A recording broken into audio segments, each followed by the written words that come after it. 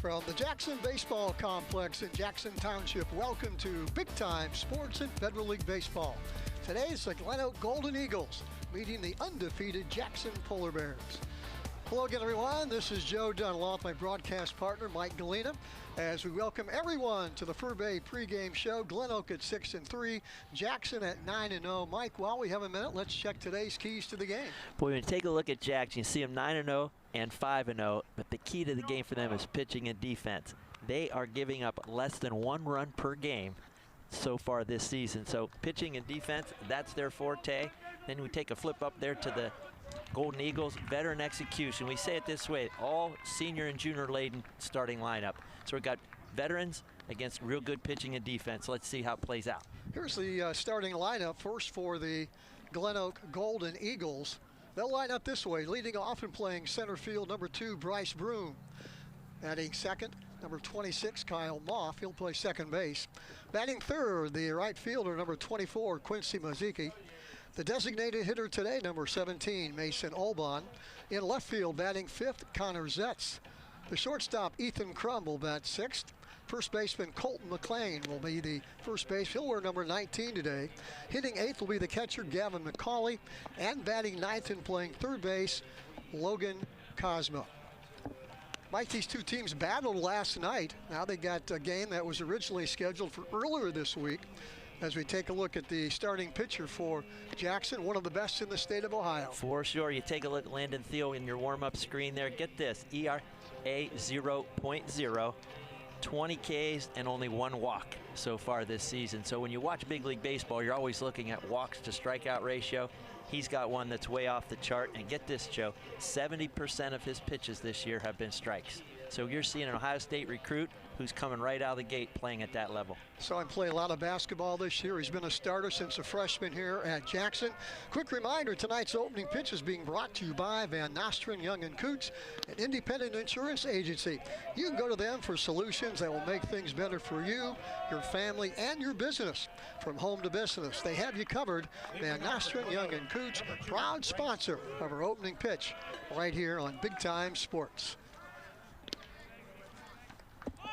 First pitch of the game is taken right down the heart of the plate for strike one. Coming with the heat early, Mike. Boy, for sure. And if you're Bryce Broom right now, you notice he showed bunt. Third baseman Baker came charging down. Expect a strike, hit a strike. Swings through that one. So Teal way ahead at 0-2. Broom, Moff, and Maziki 1, 2, and 3 for head coach Ray Frisbee here in the top of the first inning. Beautiful night for baseball. One of the best we've had all spring.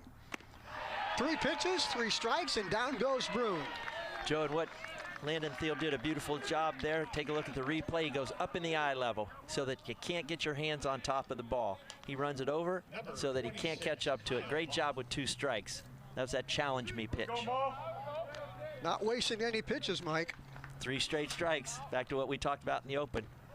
Here's Kyle Moff, swings through a fastball. Off the second baseman. Yeah, he's hitting 500 at this point, Joe, and couldn't catch up to that fastball. So let's see if Thiel chooses to continue to challenge him or give him something off speed. That one rides high above his head. You know, when you're that strong of a pitcher and you can command that strike zone, the funny phrase is, I'm just going to challenge him. That one misses outside. Around that infield for the Polar Bears, Cole Baker at third. Eric Stott will be the shortstop. Lane Keller at second base. Dylan Lahr over at first base. Misses inside.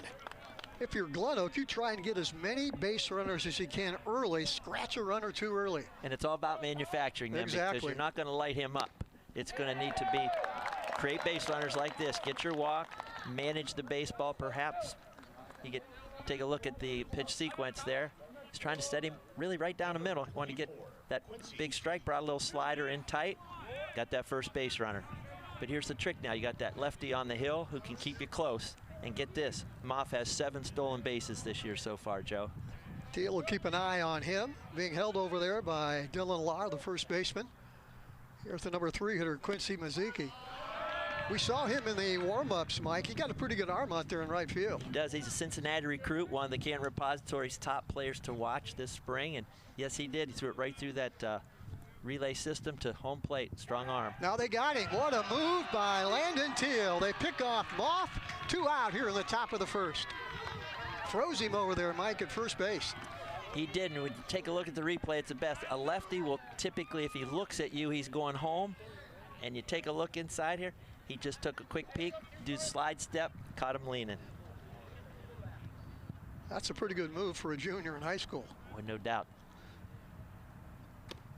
Brought that, showing him a little bit of off speed there. Now let's watch and see if he moves him up above the eyes. I'm thinking, Joe, in this pitch sequence, he knows Maziki's going to sit on fastball stuff. So let's see if I can slide or curveball him so he can't get all the way behind it. Get off balance. Comes the 0-2 pitch. That's in the dirt. Trying to get Maziki to chase that one. Now 1-2 with 2 out here in the top of the first inning. Broom struck out to start it. Moff walked, then got picked off. 2 strikeouts, top of the first by Landon Teal as Maziki goes down swinging. 2 strikeouts for Landon Teal. So no runs, no hits. They don't leave anybody on base as we move to the bottom of the first inning. One more look at that pitch. Boy, Joe, great center field camera work. He just challenged him with fastball up, and Maziki couldn't catch up to it. Really, it was the upper left corner of the zone. It's one you can't take. What a great pitch by Teal. Right now, let's take a look at the starting lineup for the Jackson Polar Bears. Leading off and playing center field will be Kenyon Oaks. Batting second, the right fielder, Nico Cootie.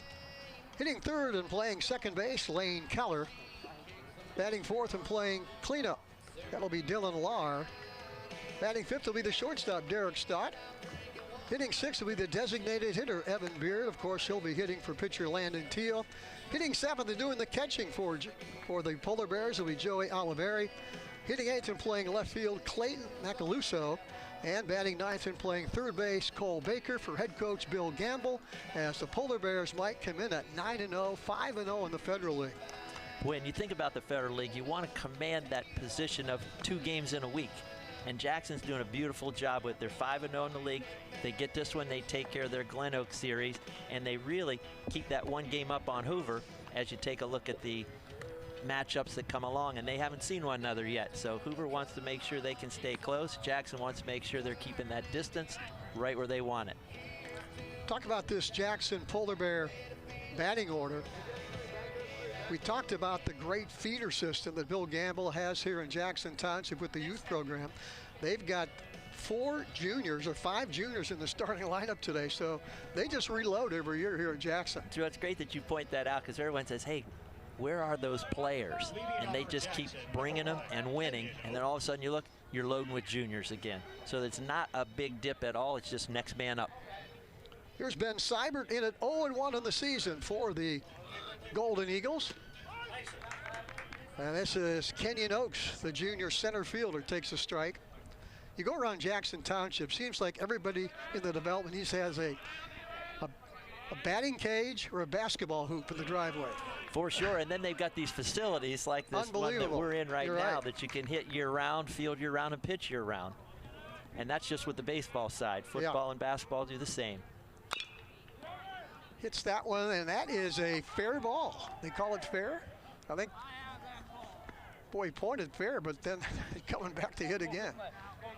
Thought the first base umpire pointed into fair territory. Yeah, you take a look at the Oaks' swing here.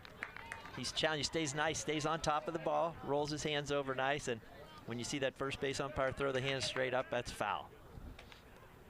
1-2 count. Swings through that one.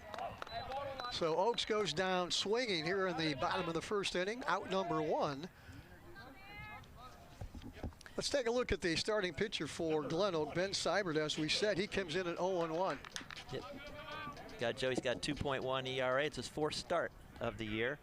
And you see he's challenging that strike zone early. Coaches love it when their pitchers will challenge the zone. Nico Cootie, number 2 hitter, hits that one way down that left field line. That was Logan Cosmo that chased it down there, but that is over the fence and out of play. Yep, that little bit of left-handed inside-out swing, that ball's going to work its way away from the diamond. And when you're up here in the press box at Jackson, a left-handed hitter comes up, you have to be alert. But you got the quick hands, Mike. I know you'll protect me. You sound like someone with experience with that lefty spraying one in here to the booth. Called strike. Boy, both pitchers coming right at the hitters early here in the first inning. Joe, great observation. The percentage of fastballs to off speed, fastballs way up on the percentage. Good for these pitchers. 0-2 pitch. Check swing, and that's strike 3. Cootie couldn't hold back on that one. Strikeouts back-to-back for Ben Seibert. 2 out here in the bottom of the first. Watch his pitch location. It was a little tailing fastball, so we call that the two-seamer, where it cuts away. It looked good, had to make a late decision, and it finished out of the zone. That's why you saw that half swing. Here's the number 3 hitter for Bill Gamble, today's lineup, senior Lane Keller. He's playing second base. Joe Keller's having a great year, 6 RBIs and hitting .333, so that's a good spot for your 3-hole. He's getting on base a bunch, and he's driving runs in from that spot. He's a veteran senior in this lineup.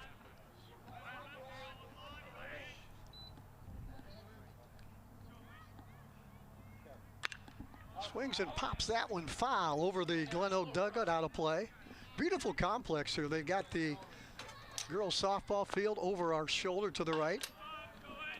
Got the complex right back of us, which is state of the art. Sure is, Joe. And then you've got the turfed infield, so you can get games in. Yes. You think around Stark County, you've got Hoover with a total turf field, McKinley, which is Munson, a total turf, Jackson with what we'll call the half turf, and so your Federal League can get games in. 1-2 pitch.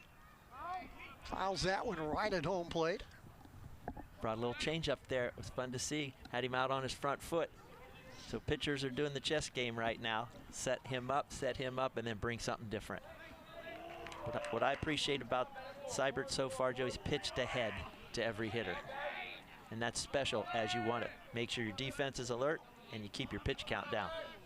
Keller waiting for the 1-2 pitch. That's in the dirt.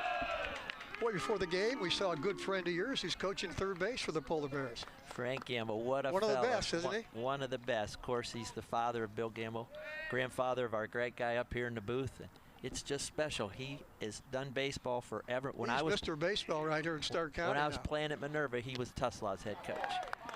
I'll take check swing, but Keller goes through. Good breaking ball there by Seibert. So he strikes out the side here in the bottom of the first inning. We have played one full inning here at Jackson. No score between GlenOak and the Polar Bears. Certified by the American Lighting Association, Furbay's Light Shop is your go-to for all lighting needs, residential, commercial, or industrial. Our experts assist with every detail, from bulb size and fixture type to designing layouts.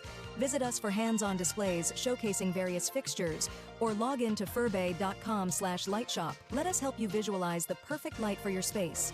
Whether you need advice or want to explore lighting options, stop by or log in to Furbay's Light Shop today and see how we can brighten your project. Sometimes life is just not okay.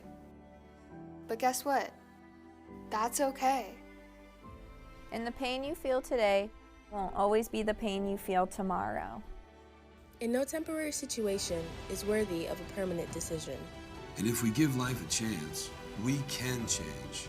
We can grow. Because it's not the absences of hard times that makes life worth living. It's the presence of hope. The other guy's insurance, you got Kyle. Hey Kyle, it's Brenda. I was just reading through your proposal and I have a few questions. When we drafted up your proposal, we really aimed right down the middle. Sometimes wonder if your insurance agent true priority is more time on the golf course. At Hummel, we do insurance differently. Our expert advisors help you not only mitigate risk, but operate more efficiently, decrease employee turnover, and increase your bottom line. Hi, I'm James here at 705 South Tuscarawas Avenue in Dover, Ohio at New Image Auto Sales. Wait a second, is this supposed to rain today? Come with me inside our massive indoor showroom because Ohio weather is so unpredictable. You can check out all our nice pre-owned vehicles inside our indoor showroom. And every car comes with a lifetime warranty and is priced at or below KBB retail. And every vehicle comes inspected prior to hitting the showroom floor so that you know exactly what you're getting. And our inventory is moving so fast. Scan the QR code to see what's available right now. Don't see what you like? Check back tomorrow. Look, car buying doesn't have to suck. Stop in here at New Image Auto Sales year-round where we have an indoor showroom, climate controlled, that's been family owned and operated since 2019, where you can find your next luxury pre-owned vehicle. So scan the QR code or check out our website to see today's inventory. I'll see you soon.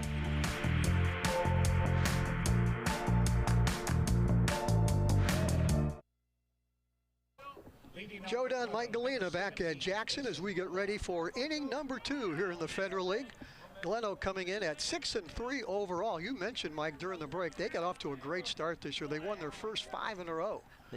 They sure did. Then they dropped their 2 league games to Hoover. We call that Federal League week, so it was the Hoover week. Then they come back and beat Menor and then lose one here last night. So they're a better team than that 0-3 record looks like in the league. Here's a designated hitter, Mason Olbon. What a start for Landon Teal in the top of the first. Struck out Bryce Broom, picked off Kyle Moth after he walked him, then struck out Quincy Maziki. So both these pitchers have come out with impressive starts today. Watch how fast Thiel's working right now, Joe. He's doing a beautiful job catching the ball, getting set, coming right back, pounding the zone. Breaking ball in the dirt. Yep, you have to show him that. So now that breaking ball shows high in the eyes. Now this next one, he'll run it up there, but it won't be a breaking ball, and those hands will just have to catch up to it. Just like he did. That was a setup pitch to get back to that fastball. Olbon had a pretty good swing on that one. Yep, almost caught up to it, but he knows it was up in those hands a bit, so that means that barrel can't roll over. Count all even at 2-2. And that one works high for ball 3. We saw Landon Teal here last year as a sophomore. I'll tell you what, good look at him right now. He's improved a lot since that sophomore year. For sure, you can see why in Ohio State. Oh, yeah. And I'm going to guess even those major league teams who are paying attention to this stuff, he's got all the right profile with the right development. And already he's got good velocity, or as they say, velo, and he throws strikes. 3-2. That hit deep to center field, going way, way back, and that is going to be off the top of the fence. Olbon into second with a stand-up double. First hit of the game as Olbon drilled that one off the fence in left center field for a double. Boy, One more look at it. Watch him, he's set, got his weight on that back foot, comes that fastball, he turns on it. Had his hips in it, drove the ball through. That was about 2 feet from getting out of here, Joe. What a great swing there. Great work by Olbon. Olbon sat on that 3-2 pitch, guess fastball, and hit it hard out there. Boy, and that's what you have to do with Theo. You got to commit, because he's just too good if you're guessing. Here's Connor Zetz, the left fielder. Olbon out at second base with a stand-up double. Good hustle out there by Macaluso and Kenyon Oaks to hold that to a double. Now, Joe, here's the interesting situation. You could put the bunt down and move the runner up and take 2 cuts to get him across. Minimally, you want to get that ball to the right side. So let's see what GlenOak chooses to do.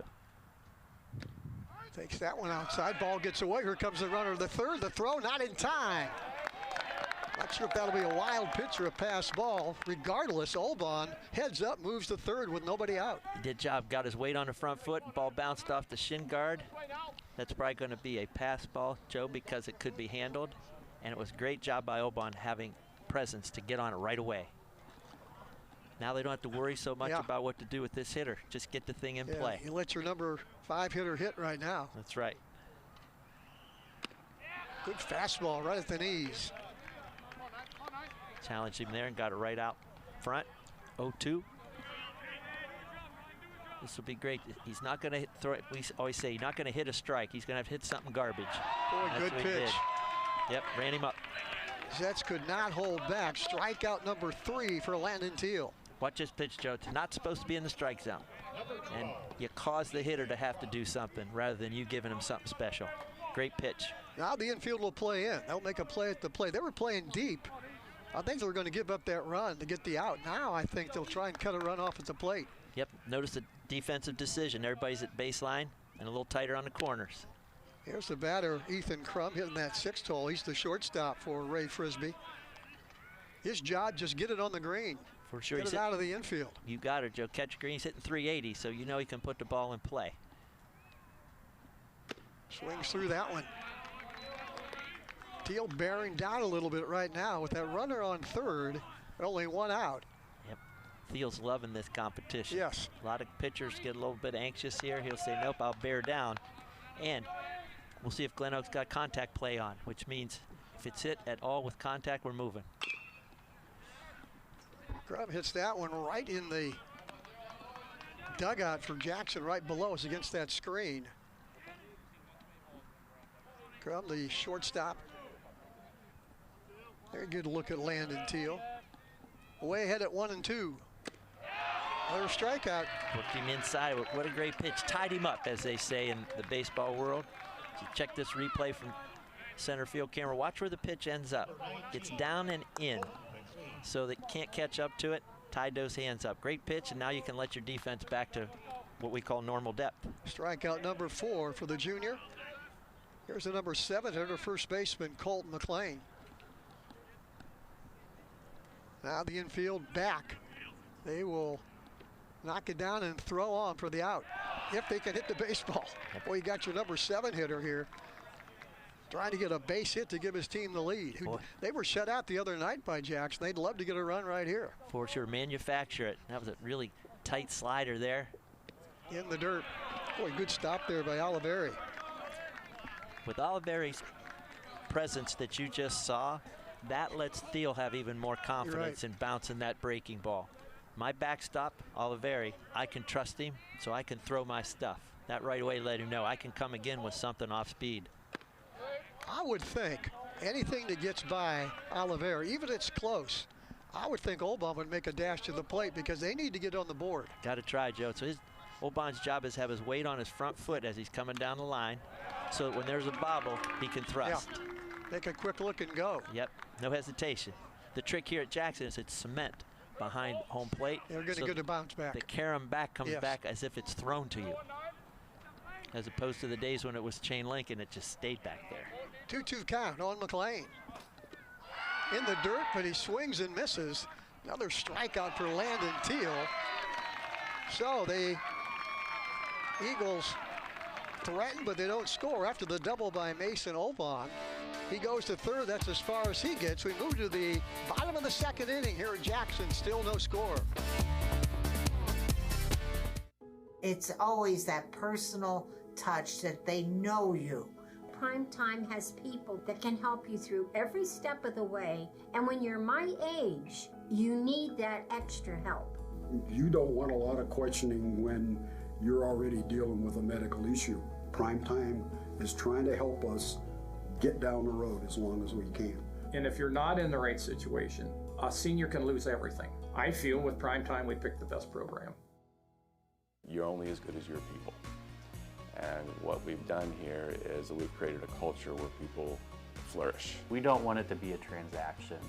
We want it to be something where there's a consultative approach, a relationship that allows us to really, one, ensure our customer the right way, but then two, to let them understand the value of getting to work with us.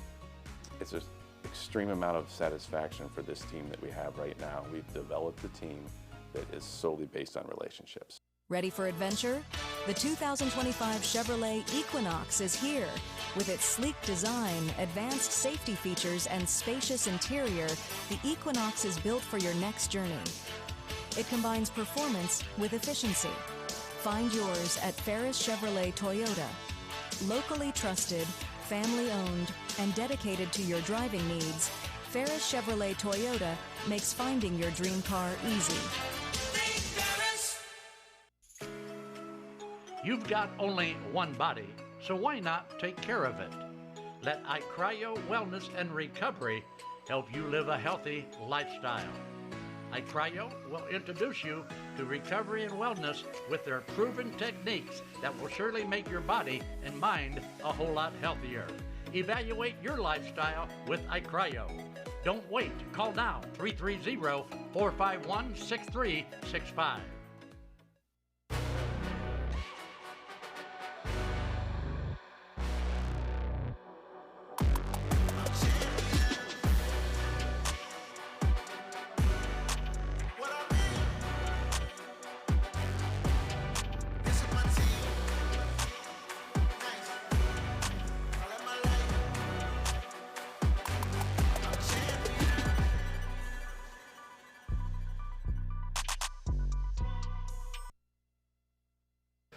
We move to the bottom of the second inning here at Jackson. Joe Dunn, Mike Galena, Federal League Baseball right here on Big Time Sports. And we got a good one for you. Two of the best teams in the Federal League. Jackson undefeated at 9-0.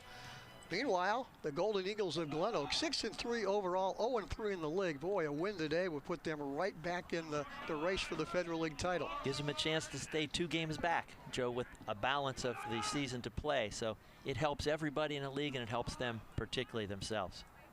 Here's Dylan Lahr leading off for Jackson here on the bottom of the second inning. It'll be the 4, 5, and 6 hitters for head coach Bill Gamble. Dylan Lahr, Derek Stott, then the designated hitter, Evan Beard. Boy, Bill Gamble has done a great job here at Jackson with this program. State championships, ground ball right at the third baseman. Cosma comes up, makes a nice throw, 5-3 in the play for the first out of the inning. Got that ground ball out, Joe. You take a look at that replay. Comes inside, rolls it over. Great job by the hitter, but we say let your defense have him. And boy, Cosma did a nice job. Here's the number 5 hitter, senior Derek Stott. He's playing shortstop today.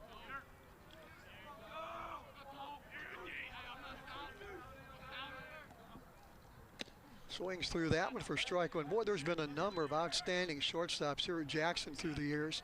Always great defensive shortstops. Most of those have gone to play at the second level. They have, Joe, and you think about it, they just handle the ball in the middle of the infield so well. Right. We talk about up the middle needs to be strong. So your pitcher catcher, everyone thinks that. But your shortstop, second baseman, center fielder, when you've got the athletes that Jackson has had and guys that are baseball IQ high, yes, you always got a chance when your pitching's going well. That one's in the dirt. And playing on this infield, there's not many bad hops out there. You can play with a lot of confidence. I love how you say play with confidence. You just go get that ground ball. So just go get it. Because there are places that aren't as easy to go get it. 2-1 pitch in the dirt. Going back to my high school days, Mike, I can remember going out, played shortstop a few games. I would pick up rocks and throw them in the outfield just to get away from those bad hops. I never dreamed we'd be able to play in a field like this. With no rocks. No rocks. And everything is literally seamless, no pun intended. Ground ball right side. That's going to be a tough play. Throw and safe. I'll tell you what, the second baseman, Kyle Moff, came in and made that play, but not a time. Great hustle by Stott going down that line for the first hit of the game for the Polar Bears. Yeah, watch Stott. He gets his hands over the top, nubs off the front, but he's hustling. He gets his head down. He understands it's going to be a slow roller, so he's running through it hard. The best that Moff could do was exchange it, but it was just hit too softly, and he was playing so deeply to start with. So the first base runner of the game for Jackson is Derek Stott. Still scoreless here in the bottom of the second inning. It's excellent, Joe. It's great to have that first base angle camera. I always like to point this out when you get a chance to look at your pitcher and your base runner together sometimes. If the right heel of the pitcher stays down when he makes his motion, he has to go home. If his right heel comes up, he goes to first. Here's the designated hitter, Evan Beard, hitting that into deep right field. Maziki going back a couple steps from the warning track. He makes the catch for the second out of the inning. Pretty good hit there by Beard. Got it up in that wind, which is going to help the, I think, going out to right field. You can see that flag. That's going to help the hitters a little bit. Yep, Beard went inside out, but Maziki was beautiful. His first step, what we call drop and go, his first step drop and go was perfect, and he was able to get under that thing correctly. Great job fundamentally by Maziki, and how about just managing Beard's hands up above it. There goes Stout. Throw down the second, good throw, and safe at second. Boy, Derek Stott with a great jump, but a good throw there by McCauley to make it close. Awesome job by the catcher, McCauley. Stott gets a great jump, but the pitch was outside so he could handle it, and just the tag is just a little bit late. That's the bang bang. Great job by the catcher, great job by Stott. But now we have a runner in scoring position with 2 outs. Catcher Joey Oliveri with a base hit can give Jackson the lead. Takes that one just outside for a ball. As we mentioned, a beautiful night for baseball. One of the best nights we've had here in the spring. Boy, trying to dodge the raindrops and the cold and the sleet. You don't know what you're going to get here in April and May, do you? Mother Nature's been the champion so far. She's winning the league right now. I'm glad that she's maybe losing a little bit here and getting us back in the game. She's been undefeated a few springs. Oh, for sure. But not tonight. And we're glad we're here on Big Time Sports to watch this one between Jackson and GlenOak. See Stott on the leadoff. He takes a deep leadoff, then you'll see him walking toward the umpire. He'll work his way inward and then down. Oliveri hits that one foul down the right field line and out of play. Not sure that made the parking lot over there at Jackson High School. And you know, every team has somebody in the dugout that's assigned a foul ball. That's the gopher. The gopher for the ball. Yep. So it's usually an underclassman who probably isn't going to be in. It's important he gets that ball back, though. Boy, good pitch, and Oliveri chased that one outside. 3 down for the Polar Bears. Well, they strand a runner out there at second. Through 2 innings, we're still scoreless between GlenOak and Jackson. In this moment, it doesn't matter if you save money in 15 minutes or if your neighbor has the same insurance that you do. What matters right now is the quality of your independent insurance agent and the company that stands behind them.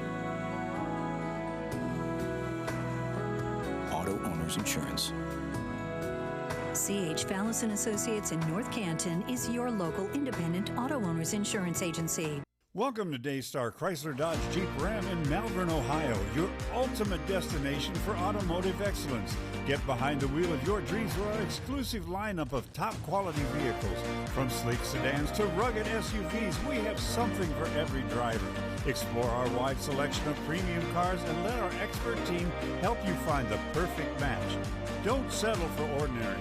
Upgrade to extraordinary at Daystar Chrysler Dodge Jeep Ram in Malvern. Introducing Pizza Oven, a legacy since 1956. For decades, we've delighted taste buds with our authentic flavors. Indulge in our scrumptious menu, carefully crafted to satisfy every craving. From crispy pizzas to fresh salads, tender chickens to savory pasta, we have it all. Visit pizzaoven56.com and experience the taste of tradition at your fingertips. Pizza Oven, serving Northeast Ohio at our 10 locations. Novellus is a global leader in flat-rolled aluminum and the world's largest aluminum recycler. Together, we forged a world-class team delivering high-quality products globally.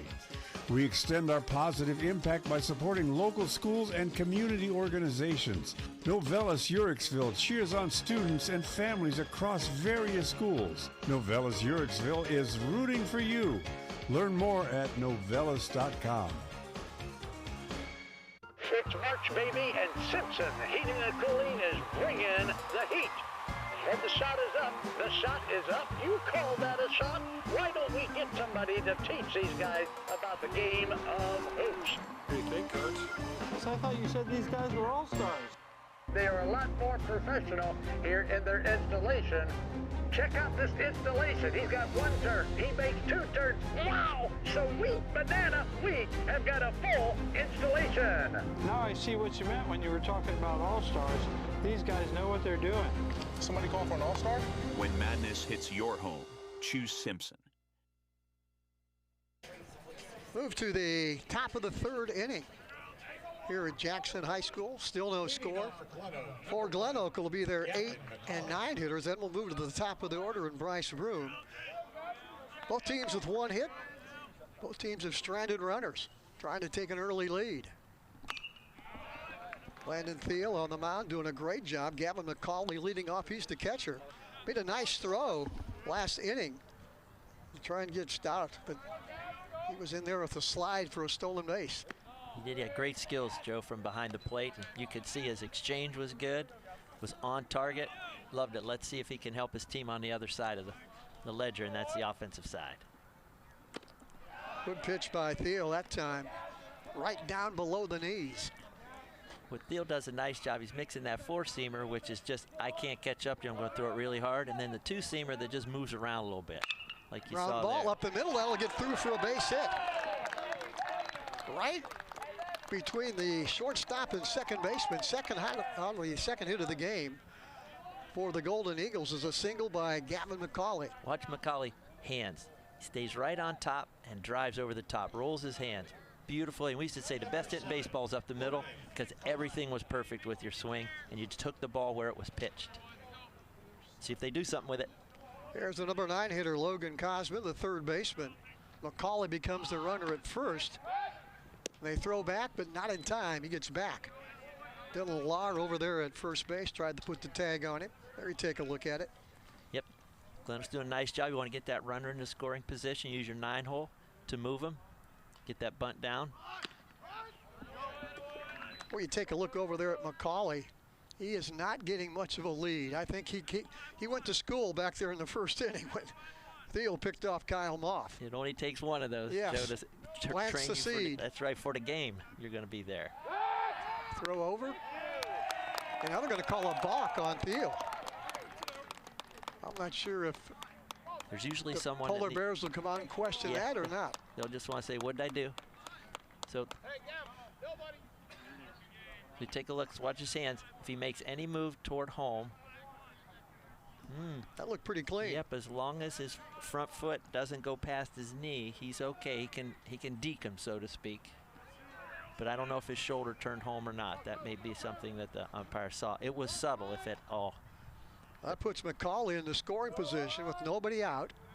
First baseman Lahr coming way in, expecting the bunt, and that goes high right across the eyes of Cosmo. So this is the cat and mouse game, Joe, as we'll describe it for folks that the camera can't see or pick up. The first baseman was about 30 feet from home plate as the bunt was squared last time, almost challenging. And then the other is going to be, can I get it down so that they can still handle the ball? Here he comes again. There's the bunt right at the third baseman. That's where you want to put it. Yes, sir. Good throw, and they get him by half a step. Beautifully But the done. sacrifice is successful as McCauley now becomes the base runner at third. Only one out here in the top of the third. Watch the hands come up the bat nicely, keeps his barrel on top of the ball. And how about turning the bunt to the third baseman, which was the exact right spot. Beautiful baseball there by the Golden Eagles. Beautiful. And now you got Broom, your leadoff man, hitting 320. He can move it. Yeah, that was a close play at first base. He got them by half a step. Broom struck out swinging back in the first inning, but you got to forget about that now. You get to get the bat on the ball and try and get McCauley in from third to take the lead. Yep, Jackson's got the infield in at baseline, and out the corners, they're even inside the baseline a bit. Broom, of course, the senior, hitting 320. His job right now is just get a good barrel on the baseball because there's room for it to fall or push through. Just make good contact. Line drive, that's a base hit. Going to get past the left fielder. That's going to go all the way to the warning track as Broom is going to cruise into second base with an RBI double as the Golden Eagles strike first. They lead it 1-0.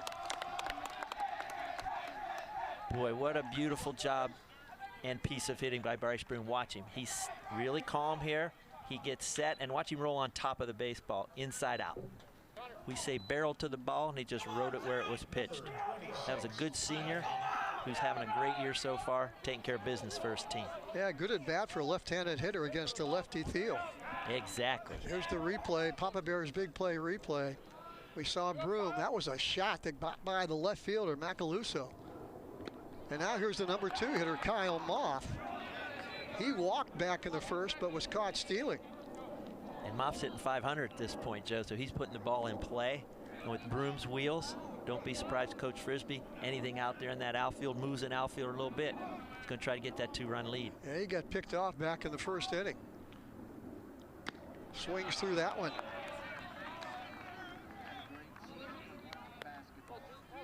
Yeah, we saw Broom play a lot of basketball this year for head coach Rick Hairston. Yes, sir. Great point guard. I think he was a 3-year starter for him. Remember him as a freshman. Just a great athlete, you can tell. Batting leadoff, playing center field, that's usually your athlete. Breaking ball goes high. So if you're Ray Frisbee, the head coach at the Golden Eagles, you do exactly what you want to do. You get that early lead, now you'll try and add on. For sure, and it's a hitter's count. 2 balls and a strike. Got a guy that's swinging a hot bat. His job now is to find his strike, not Theo's strike. Moff's strike. comes the throw to the third. Boy, nice play there by Cole Baker.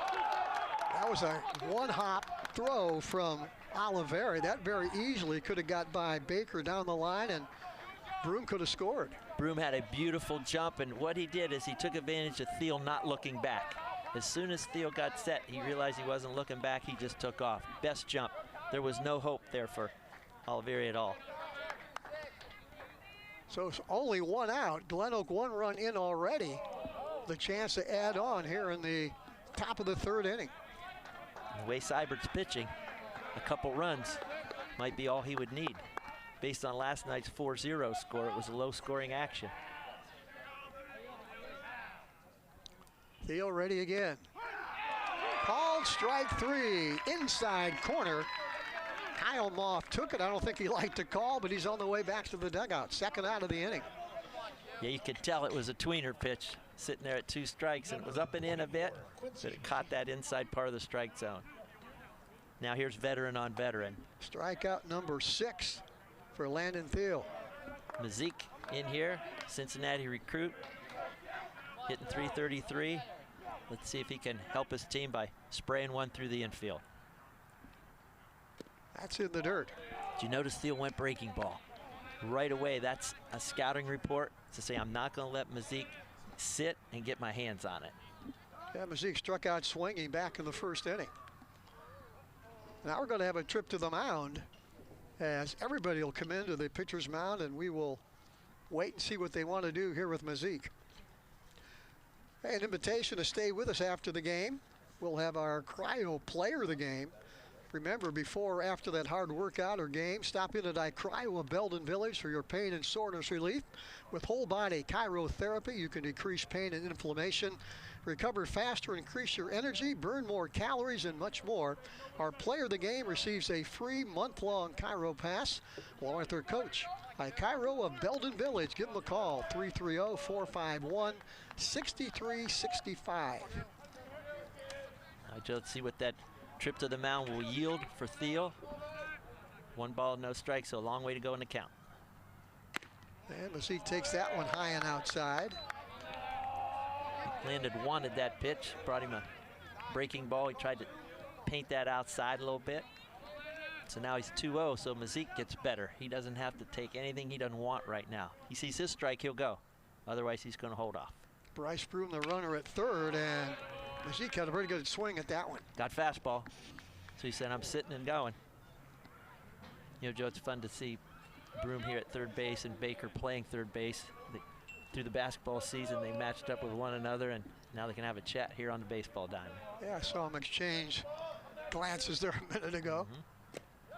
That ball gets away, but right up the third baseline, and that's going to keep Broom right there at third. That was a tough read because it came off so awkwardly. But looking at that as it came off hard and up the line, that might have been one Broom will look back and say, Yeah. you know, I could have gone, Yeah, if he could read that one again, he may go. Just got to beat that, got to beat Baker to the ball, and hopefully a head first slide will get you another run. Yeah, Baker'd have to exchange and throw. Yes. Breaking ball, that's ball 4. So another base runner for the Golden Eagles here in the top of the third, Quincy Mazik. One more look at this Altman replay. What was it? Tried to bring the big curveball in from the outside and couldn't command it, didn't stay on top hard enough. Which meant he respected Mazik's ability to hit the fastball. Now let's see what's happening with Mazik. There's Mason Obon, the Golden Eagles designated hitter. He doubled back in the second inning. Big lead, watch something He's happen got a here. huge lead, best lead we've seen today for a Golden Eagle base runner. Joe, what's going on here? Getting a run here, maybe? 100%. Try to get in a rundown and see if you can steal a run before you tag your runner out between first and second. There he brought that breaking ball in. Gets him out ahead of the hitter. If you know it's going to be a low-scoring game, if you can get a good base runner like Mazik into a rundown, if he can extend that long enough to let that runner come in from third. So you're right on. That's exactly what you do with an athlete like that. Now he goes, and he's going to go untouched in the second base. So Landon Thiel says, I'm not going to mess around with that. I'll let him get to second base, and I'll try and bear down here on Olbon with 2 out. Yep, the goal of that is to make you mishandle the baseball. Yep. And use your great speedster here in Broome. Smart play to not get into that action. Trust your pitcher right here. See if he can get to third out himself. Now Olbon has a chance to really do some damage with a base hit. Takes that one outside. He's working that slider that time. Tried to bend it inside and got that even count. Let's see what comes back to. Olbon 5 RBIs, and there's 2 more sitting out there. 5 on the year in their first 9 games. Theo with a long look in at his catcher, Joey Oliveri. And here comes the 1-1. And that gets by the catcher, but Bryce Broome says no thanks. It almost looked like it went through the web of the catcher, Smith Oliveri. That hard. So 2-1. What Theo gets the benefit of now is he can work from his wind instead of the stretch. So he can get full velocity with a comfortable body language right behind the ball. 2-1 pitch. And that is right on the corner. Nice pitch. 2-2. Brought that outside and painted that outside corner with that slider. Theo now trying to close it out here. Already given up 1 run. And that's in the dirt. Another good stop by Oliveri, who's keeping busy back there. Boy, he saved a run there because Broome was coming down the line, leaning forward, weight on his front foot. If it went anywhere, he was finishing. So Oliveri saved one there. So a big pitch right here. 3-2. Runners on second and third. 2 out as GlenOak has a run across. They lead at 1-0. Good pitch and a swing through it for the strikeout. They'll throw on for the out, but the damage has been done. GlenOak with 1 run here in the top of the 3rd inning. So we move to the bottom of the 3rd. It's 1-0 Golden Eagles. We're going to stay right here and take a look at some of the fans that have come out today in a beautiful night for high school baseball. Joe, here's what we want folks to pay attention to. Look what they're not having to wear while they're watching baseball tonight. So we don't see winter coats, we don't see blankets, don't see toboggan hats. We actually folks looking like they're at a baseball game today, and a lot of them came out as a result. Nice crowd on hand.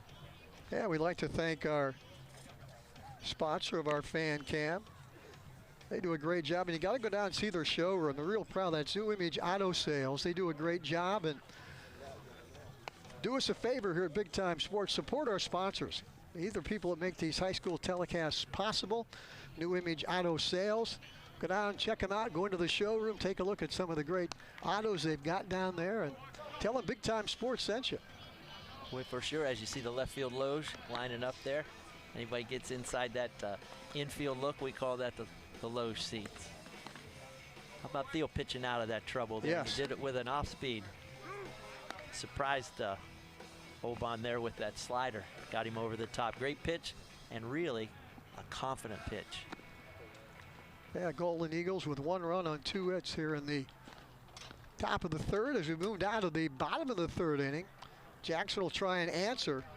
Boy, so many times in baseball, every level, Mike, get one team score in the top of an inning, and that other team will come back and do some damage right there and get right back in it. You see that a lot. It's interesting how baseball has that energy in it, doesn't it, Joe? When something just gets started, it has a little flow until something changes it.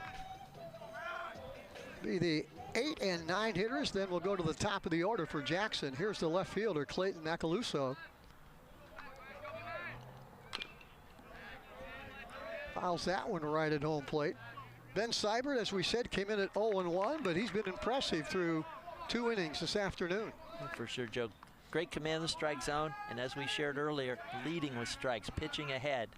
And you can tell command of his fastball, gets ahead, and then he can start to do things with its movement. That breaking ball goes high, and we're all even at 1-1. Yeah, you can see right away when you lose command of it, when you can't get your snap, it just finishes where your hand finishes, not on top of it. Round ball right down the line and scoots by the third baseman, Logan Cosma. Tried to backhand that one and went right by him, and Macaluso is going to hustle into second base, and he's safe with a double. hard hit ball that Cosma tried to field going toward the line, Mike, and once it got by him, Macaluso was thinking double all the way. Boy, right away you see turns on it, rolls that over. Really nice job there. Cosma tried to backhand it like a little flip, and it got by him pretty quickly. Now Jackson's got runner in scoring position, nobody out. And here come the Polar Bears after giving up a run in the top of the inning. They can tie it right now as Cole Baker comes in, the number 9 hitter, the third baseman. Good bunt right at Seibert. Going to throw on, and they got him. Boy, a little collision over there as the second baseman, Kyle Moff, came over and took the brunt of that one, but that's out number 1. It's good baseball. Take a look there, squares, does a nice job, pushes. Runner moving up right away on contact, so now you got that third base with 2 hitters now to work. Yeah, Macaluso now is at third base. As we move to the top of the order, here's the center fielder, Kenyon Oaks. Struck out swinging back in the first. Oaks has got a fast bat we call a hot bat. He's had 3 triples. He gets the ball in play. And he's a speedster. So really this is set up for Jackson because GlenOak's infield's in, other than the shortstop. So they're using the inside out, pitch him away, and see if he can entice him into a ground ball. That gets by the catcher, and here comes Macaluso, and we are tied at 1. McCauley got a little bit of that one, but it bounced away from him. And once it bounced away, Macaluso was off to the races to tie this one up. Yeah, we had that little, what we call that 2-seam fastball, trying to dive it in there and hitting the dirt, so that becomes a wild pitch. So it didn't take long for the Polar Bears to answer. GlenOak with 1 in the top of the inning. Jackson ties it up. And there's a shot way back into right center field, and that is going to be out of here. Kenyon Oaks got it all, and that is a home run over the right center field fence. And Jackson with a 2-1 lead. Kenyon Oaks goes deep. How about what we call the bat speed there for Kenyon Oaks? Quick story, you know, his dad, great teacher at Hoover, athletic director there, stepped away from that, but great family, and I know this is a big deal for them. They get excited, but watch him sit back here. Watch how fast his bat gets through the zone, and he rolls it over. Boom. Short swing, too. Nice short swing. And compact and powerful. You're right. Just like you mentioned, Joe, all of a sudden now there's 2 runs up there. There's Nico Cootie. Jackson with 2 runs across. Still only 1 out. And the junior, Nico Cootie, trying to start over again for Jackson, who now leads it 2-1 here in the bottom of the 3rd. That's hit hard.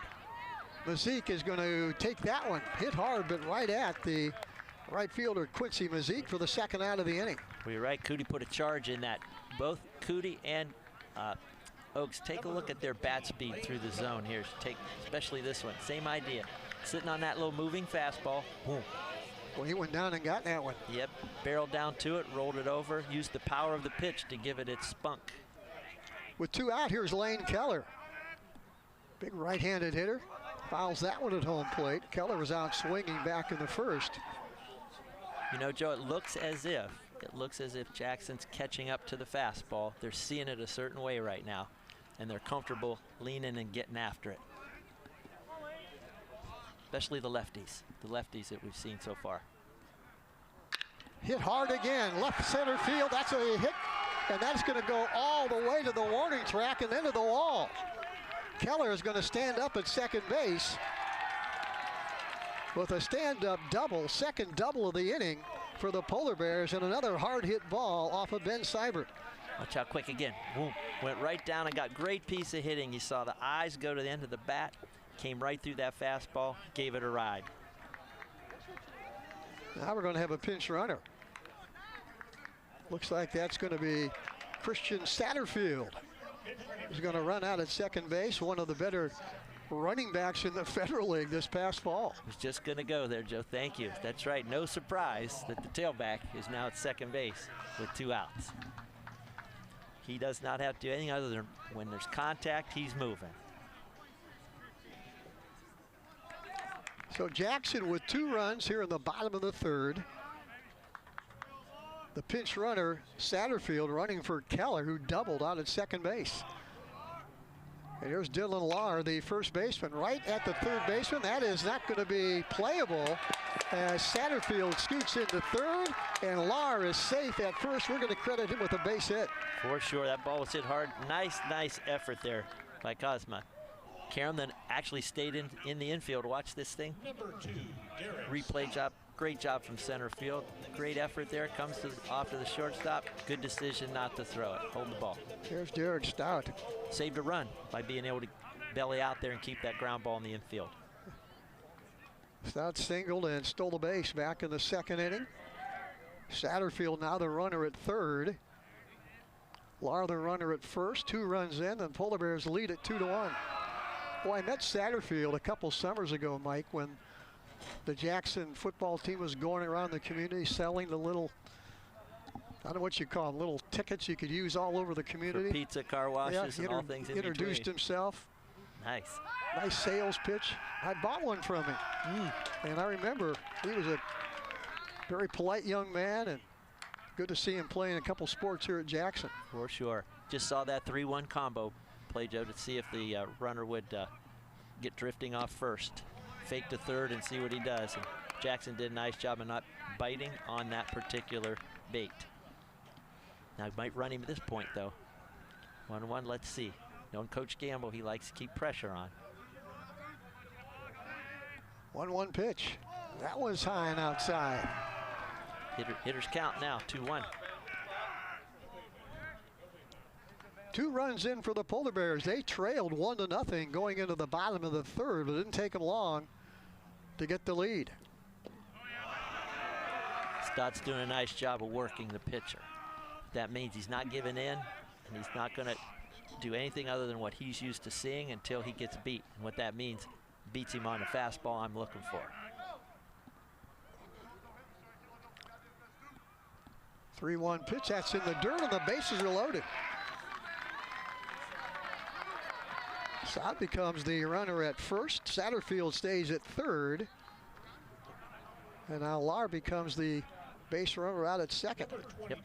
With that fastball, that little sinker there. Dove just a little too early. Again, catcher's doing a nice job back there, McCauley. And I think we're going to have another pinch runner. For Jackson, Brody Folk, only a sophomore, going to go in and run. Yep, you get that opportunity for a re-entry. Yes. You put those wheels out there, and this is that. You say, why would you do that with a runner on first? Well, if you get a ball in a gap, you may be able to get that runner home with the right wheels that you have placed out there. Here's the designated hitter, Evan Beard, with the bases loaded. And a chance for the Polar Bears to really break this one open with a good base hit. Joe, get this. Beard has 7 RBIs in the 9 games so far. And so he's sitting here right now with 3 more opportunities.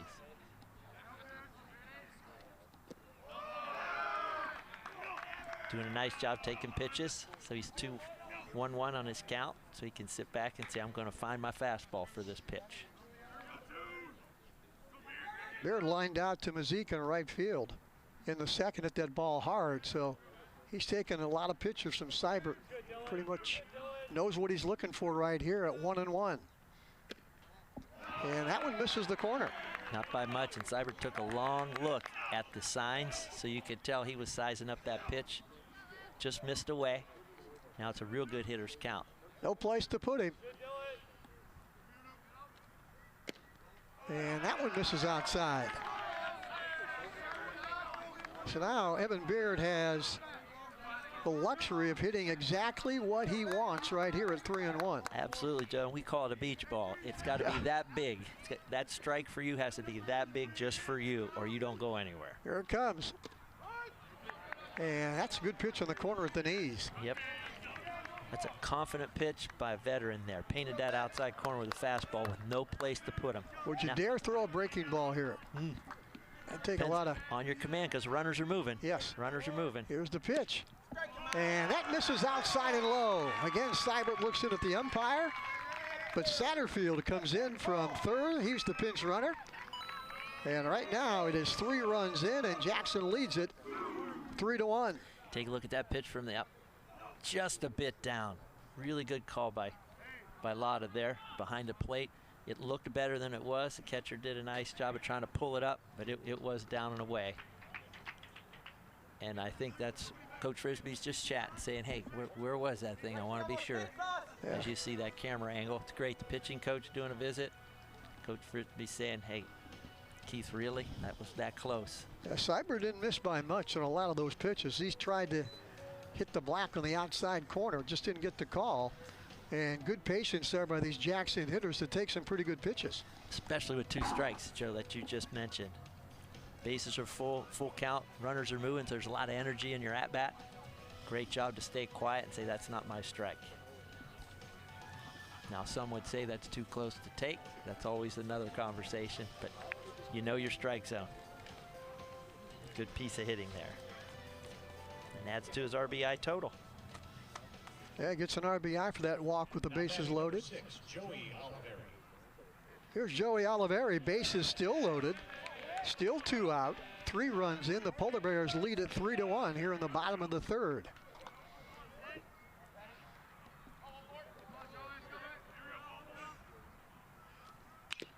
Boy, swings at that first pitch. He knew Seibert was going to throw a strike, and you got to be ready to say hitter. No, and he doesn't want to fall behind. Especially after a walk with the bases loaded. Joe. Yep, you got to be guessing a fastball, and I'll be on it. Yep, he's going to try to get a strike in there and get the count set, so I'm going to be on it. Boy, good fastball. One of the best pitches he's thrown all afternoon, right up the top of the strike zone. Up in those letters where you can't get your hands to roll over. Can't get on top of that one. That's right.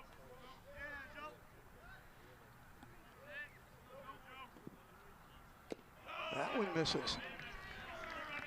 Now you can hope, if you're Seibert, that Oliveri will go chasing here. And we'll see if Seibert trusts McCauley with a breaking ball here. Yes. To your point, Joe, because with 2 strikes, you don't want him to be hitting a strike. So it's got to show strike and then end up out of the zone. This little conversation is perhaps a signal being picked up by the runner at second, signaling it into the hitter. So the catcher is going to make sure what's our sequence going to be for the actual pitch you're going to throw. And runners at second can do it a lot of ways. Joe, they can do it by just putting their left hand up on the side of their helmet. That'll signal fastball away. They might just drop their arm, meaning it's going to be a breaking ball. It's going to drop. So that's what he was doing there, making sure. The ball's hit in the air. Who's going to catch it? Center fielder coming in and calls off and makes the catch. Bryce Broom took charge out there for the 3rd out of the inning. But the damage has been done as the Polar Bears get 3 runs on 4 hits. And we have played 3 full innings here at Jackson. It's the Polar Bears 3 and the Golden Eagles 1. Constructors is a full-service general contractor delivering top-notch commercial construction management, general contracting, and design-build services across Ohio. We prioritize doing things the right way, ensuring the highest quality in every project from critical infrastructure to facility improvements. Beaver Excavating excels in heavy civil contracting for commercial, industrial, and transportation sectors. We believe in making a positive impact through community involvement and client satisfaction. Altman is here for you, in your community, because you matter. We're proud to be the area's first and only independent health system. We are one team, joined together and committed to one mission, to lead our community to improved health. And we've always been here, dedicated to providing you with the very best in care, wellness, education, insurance, and more. For your community and for your family, Altman is always here for you. Attention golfers, be sure to visit Willie's Custom Golf in Stroudsburg. Willie's features 3 TrackMan simulators to sharpen your game. Enjoy the outdoor and indoor driving range and browse in our fully stocked pro shop. Private lessons available from our golf professionals. Winter, spring, summer, or fall, Willie's Custom Golf has it all.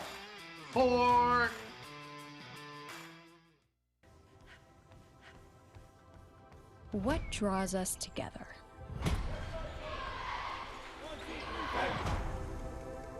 What keeps us grinding long into the night? What drives us to excel? to give it everything we have. It's the moment. We're ready to show up. Are you? Joe Dunn, Mike Galena back on Big Time Sports. You're watching Federal League Baseball. And we're at Jackson this afternoon for a big Federal League game between GlenOak and Jackson as we played 3 full innings. Jackson leads it right now 3-1. As GlenOak comes to bat here in the top of the 4th, it'll be their 5, 6, and 7 hitters. Connor Zetz, Ethan Crum, and Colton McLean. That one foul out of play. You know, Joe, it's great to see Landon Thiel, not by surprise, but when you build yourself a 3-1 lead, now you're coming back there on the hill, even more so. I'm challenging with strikes right away. Zetz 0 for 1 today, struck out swinging back in the 2nd inning. Trying to get something going for GlenOak, who took a lead in the top of the 3rd, but as we talked between innings, Mike, a lot of times you'll see teams come right back and score as the Polar Bears did with 3 in the bottom of the 3rd. Yep, with the big blast by Oaks, and then fellas just did a great job with their at-bats, surrounding and dispersing that around walks, and boy, they just kept the traffic on and put a couple more runs up after the home run. Boy, the catcher, Oliveri, took the brunt of that one, and he is flat on his back right behind home plate. Let's watch it again. Boy, that's a tough one. Yep, that looks like it came up off the ground and caught him inside the one leg. There's a look at Joey Oliveri. Only a junior. Very good look at him. Catchers take so many strange types of nicks and cuts and bruises and bumps. And that was one off the bat that hit the ground first and came back up. Oliveri says, I'm going to stay in the game. Sometimes they're going to let him catch a couple. It's a good idea. Keith Bailata's doing a good job there as the home plate umpire. Get him comfortable. Now we're set. Zet's in there at 2-2. GlenOak trying to get something going here in the top of the 4th. We've come to the middle innings here at Jackson. More fans arriving all the time as they come by the complex. I want to stop and watch a couple innings. And that's a solid shot up the middle for a base hit. Zet stayed on that one and hit a single right up the middle. Comes the base runner with nobody out here in the top of the 4th. Boy, great piece of hitting. Watch Zet sit. He's real quiet, and watch those hands get right on top. Boom. Right back through the middle. Caught up to that fastball and sent it right back where it came from. Great replay work, guys. So here's the number 6 hitter, shortstop Ethan Crum. He struck out swinging back in the 2nd. Thiel has struck out 7 this afternoon through 3 innings plus. And the hits that GlenOak's had, they've just caught up to his fastball and pushed that ball right back through the middle. Breaking ball is right there. Yeah. Great command of that one. He stayed on top of it. You could see its break point. It was spinning just like it was supposed to finish in the strike zone. 0-2 pitch and right on the wrist. Smart pitch. That's where you want to put it. That's right, 0-2. Don't let that barrel catch up to it.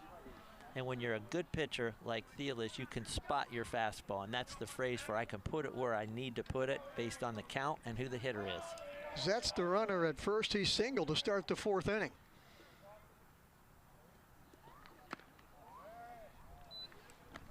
Give him that chance to say, okay, with 2 strikes, I'm going to get up in your eyes and see if you chase.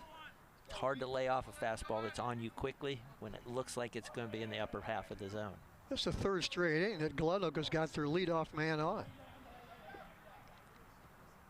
And that usually spells productivity when you get leadoff people on. Yeah, Holbaugh doubled back in the 2nd.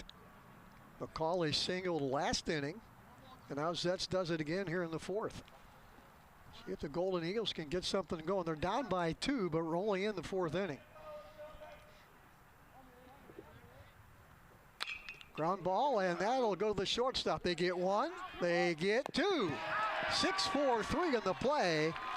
And Landon Thiel with a quick double play to get him out of trouble. One more look at that on the Mount Hope defense, Mike. Pitcher's best friend. Brought that breaking ball in, got us the ground ball, and look how tight that exchange is. 6-4-3 to finish.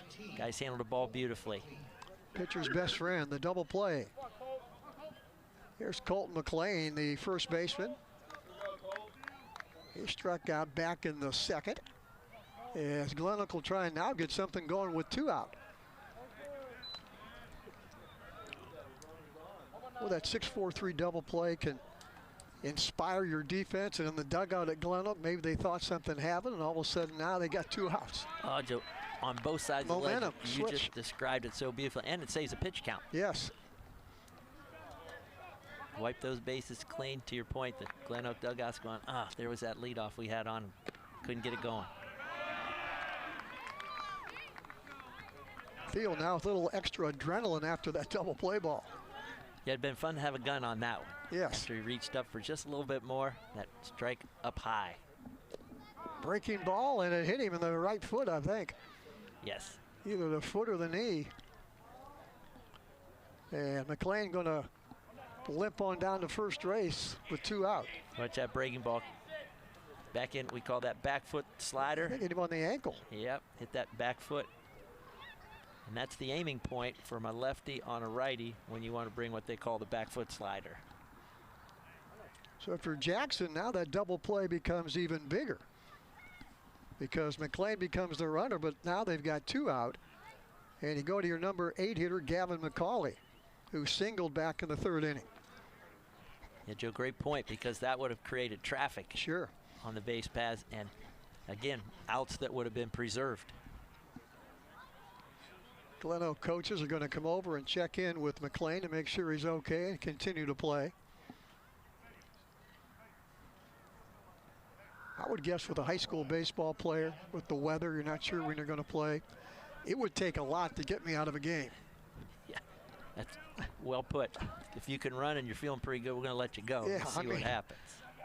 Now, unless you're having to manufacture a run or something and you're not feeling so well that way. That is hit foul right over the stands back of the home plate area to the right. We came right back with that breaking ball, didn't he? McLean was hit by a pitch at first base. 2 out. Jackson leads at 3-1 here in the top of the 4th. You can see reach back for a little bit more on that fastball to get ahead in that count. Good fastball right at the knees. Hard to catch up with that one. Right back again. We get such great camera work from our center field camera as you're watching this. You can just see Thiel's command of his arm slot, which means where he's letting go of the ball.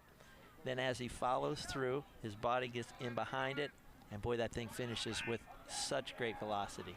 He's fun to watch because of all his mechanics. Thiel ready again. Here comes the 1-2. Round ball, second baseman's going to eat that. No, it goes right by him. That was Lane Keller that moved a step to his left. I thought he was going to come up with that one and scooted right under his glove, and we're going to have a charging error on that one. Yep, took a peek. You could just see it. Body language is good. You want that ground ball. Watch where the pitch is, keeping it away. Right where he belonged. Inside out swing was great. You just take a look. Just wasn't able to finish with his eyes to the glove. Extends the inning. Saw that again on the Altman replay. Now here's Logan Cosma, who had a nice sacrifice bunt last inning to move McCauley in the scoring position. Now he's asked here to get a base hit, maybe get a run in. And Joe, sometimes with errors, you're thinking to yourself, okay, that kicks it open. Looks like we're going to have a pitching change here. Yeah, so Bill Gamble coming out, and when he comes out, that usually is the deciding factor. So Landon Thiel goes 3 2/3 innings this afternoon, gives up 1 run, and thus far he's given up. I've got him with 4 hits given up. And Joe, when you take a look, there was 1 ball on the hitter, and you make that move. Usually it's a pitch count that they're trying to manage, or he's reached. Because in Ohio high school baseball, you've got this pitch count, a daily limit of 125. Then depending, if you have 0 days of rest, you can come back the next day and pitch up to 30. So they're definitely managing his load at this point. I think it's going to be Jeffrey Oyster that's going to come in and relieve Thandon Teal. Going to take a break. We're going to come back here in the ball game here in Jackson right after this timeout. Constructors is a full-service general contractor delivering top-notch commercial construction management, general contracting, and design-build services across Ohio. We prioritize doing things the right way, ensuring the highest quality in every project from critical infrastructure to facility improvements. Beaver Excavating excels in heavy civil contracting for commercial, industrial, and transportation sectors. We believe in making a positive impact through community involvement and client satisfaction. Dumont Sporting Goods has been outfitting winning teams since 1977. Put Doug Clark and his experienced staff to work for your team. See them for school jackets, silk screening, and embroidery. Dumont's is especially proud to be your exclusive area Russell Athletic Team Specialist. All of the name brands you love close to home. That's Dumont's Sporting Goods on Tuscarawas Avenue in downtown Dover. Team Specialist since 1977. Okay, welcome back to the Jackson Baseball Complex. You're watching Federal League Baseball. Here in the top of the 4th inning, Jackson leads at 3-1, but GlenOak has forced a pitching change, and they've got runners on first and second with 2 out and a chance to get right back in this game with the base hit, Mike. They sure do. If you can just get it to that 1 run, just get 1 across here, it makes that chase the rest of the game really, really strong. If you can add in and get yourself a tie game here, all the better. But if you could just plate that run from second and get this to 3-2, it's a 1-run game. Jeffrey Oyster relieving Landon Thiel. Went 3 2/3 this afternoon, giving up 1 run on 4 hits. It's a Oyster, tough spot. a senior, right-handed pitcher. Yep, tough spot to come in when you already have a count on your hitter, and you got to come in and slam this thing shut.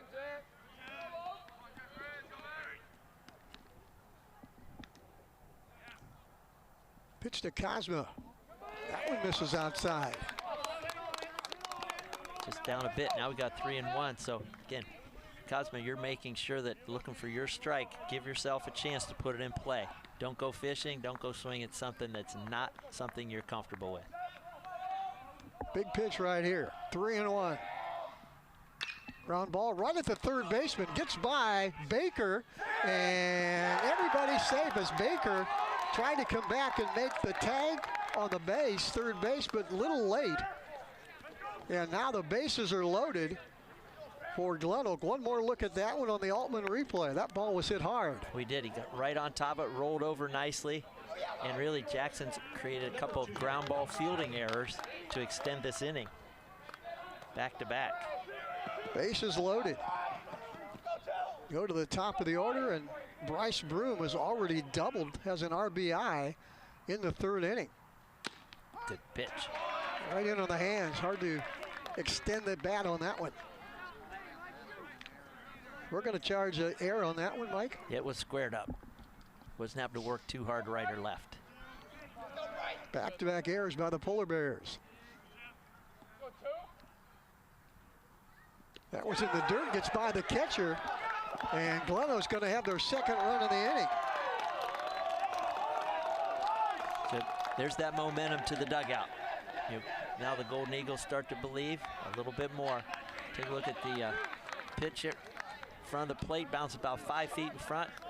Not much Oliveri could do, kicked up high, and there's GlenOak manufacturing a run. So 2 errors and a wild pitch. Now 3-2. Base runners move up to 2nd and 3rd. Broom takes that one. Outside, it's now 2-1.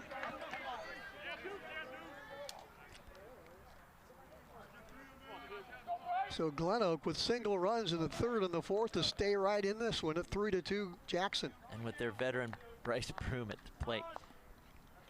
Could not be set up better for the Golden Eagles at this point. And he's in a hitter's count at 2-1. So you're seeing a veteran leadoff hitter, runners on base, and his team's got momentum. Let's see how he manages this.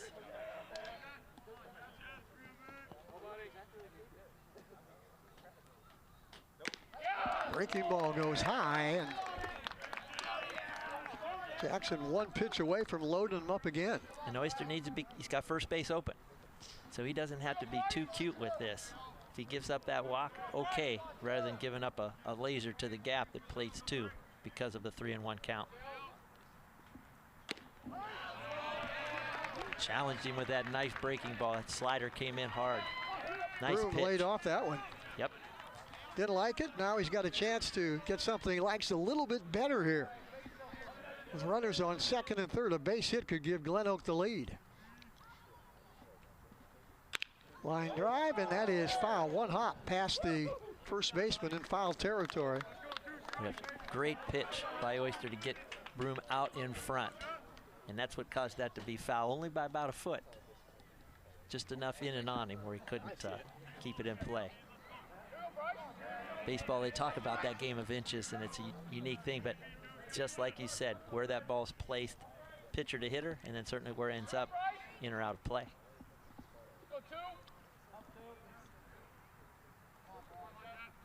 Broom, what did he get on the 3-2?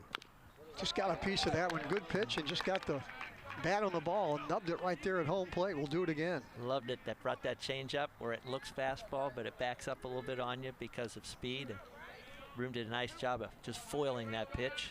Good pitch by Oyster. So these guys are gamers, both of them.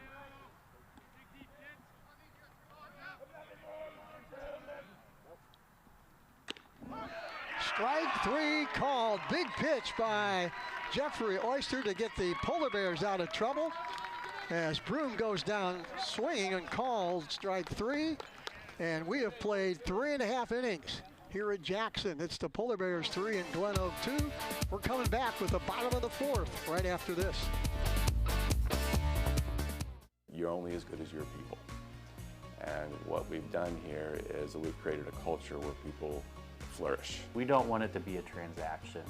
We want it to be something where there's a consultative approach, a relationship that allows us to really, one, ensure our customer the right way, but then two, to let them understand the value of getting to work with us. It's an extreme amount of satisfaction for this team that we have right now. We've developed a team that is solely based on relationships. Welcome to Daystar Chrysler Dodge Jeep Ram in Malvern, Ohio, your ultimate destination for automotive excellence. Get behind the wheel of your dreams for our exclusive lineup of top quality vehicles. From sleek sedans to rugged SUVs, we have something for every driver. Explore our wide selection of premium cars and let our expert team help you find the perfect match. Don't settle for ordinary. Upgrade to extraordinary at Daystar Chrysler Dodge Jeep Ram in Malvern. We move to the bottom of the 4th inning here at Jackson, and things have tightened up. GlenOak with runs in the 3rd and 4th. Jackson with a 3 spot in the bottom of the 3rd. So we move to the bottom of the 4th inning here at Jackson. The Polar Bears lead at 3-2. They will send up their 8-9 hitters. Then we'll go to the top of the order in Kenyon Oaks. Clayton Macaluso will lead off, then Cole Baker. Then the top of the order, Kenyon Oaks. He put a charge in it before, so he'd like nothing better than have some base runners on and sit back and do it again. And then, of course, if you're Seibert, you're probably not giving him too many fastballs. Macaluso doubled last inning and scored a run. Got the Polar Bear number 5 on the back of his home whites. Takes that one outside. One thing with Jackson, they got a lot of uniform combinations they can throw at you.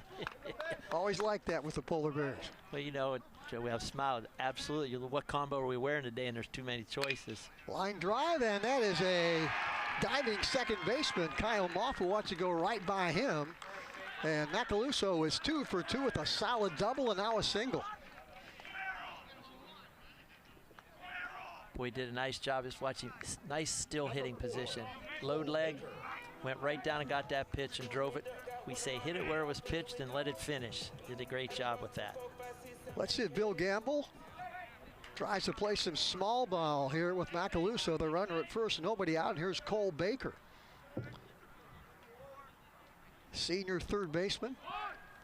There's the bunt. Right back at Seibert. He's going to go to second, and they get the out. Nice quick move by Ben Seibert. He didn't hesitate, Mike, and he can't hesitate on a play like that. You want to go to second, you got to go right now. Absolutely. Watch this replay. You called it, Joe. Boom, it's right back at him, so he has no decision time. I'm going. Because if he hesitates 1 split second, both runners on. You're a great call, and usually your catcher's giving you a little bit of hint there as well. Yes. So now Baker becomes the base runner at first, 1 out, and we go to the top of the order, and Kenyon Oaks, who homered to right center field last inning. There you get a good look at him. Kenyon Oaks, only a junior.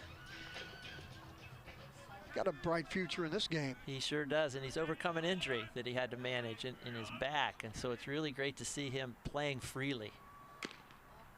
Takes that one low for ball 1. As expected, Bill Gamble tried to move that runner into second. He's got that 1-run lead. He wants to add on here in the bottom of the 4th.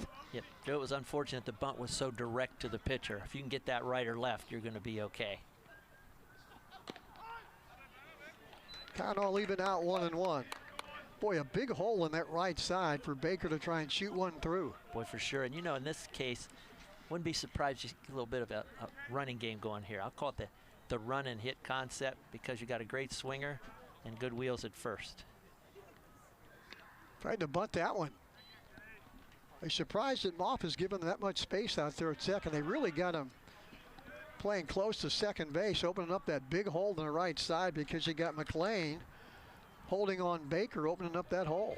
Boy, for sure. And I know you've got double play depth that you're looking at, but it's a lefty. There you see it. It's a lefty, so great job, guys, with the camera looking at that space. Double play depth's one thing, but it's a lefty, so you can't give that hole up so much unless you're going to pitch him away. Yeah. There goes Baker. Ground ball right at the second baseman. They're going to get the out. But in the meantime, Baker was on the run, moves in the second base with 2 out. Yep, great job there by the Polar Bears getting the running game going. Going to go ahead and move it. Kenya does a nice job with putting the ball in play. Move that runner up. That's good baseball all the way around. So Baker at second, 2 down, and here is Nico Cootie, the Polar Bears right fielder.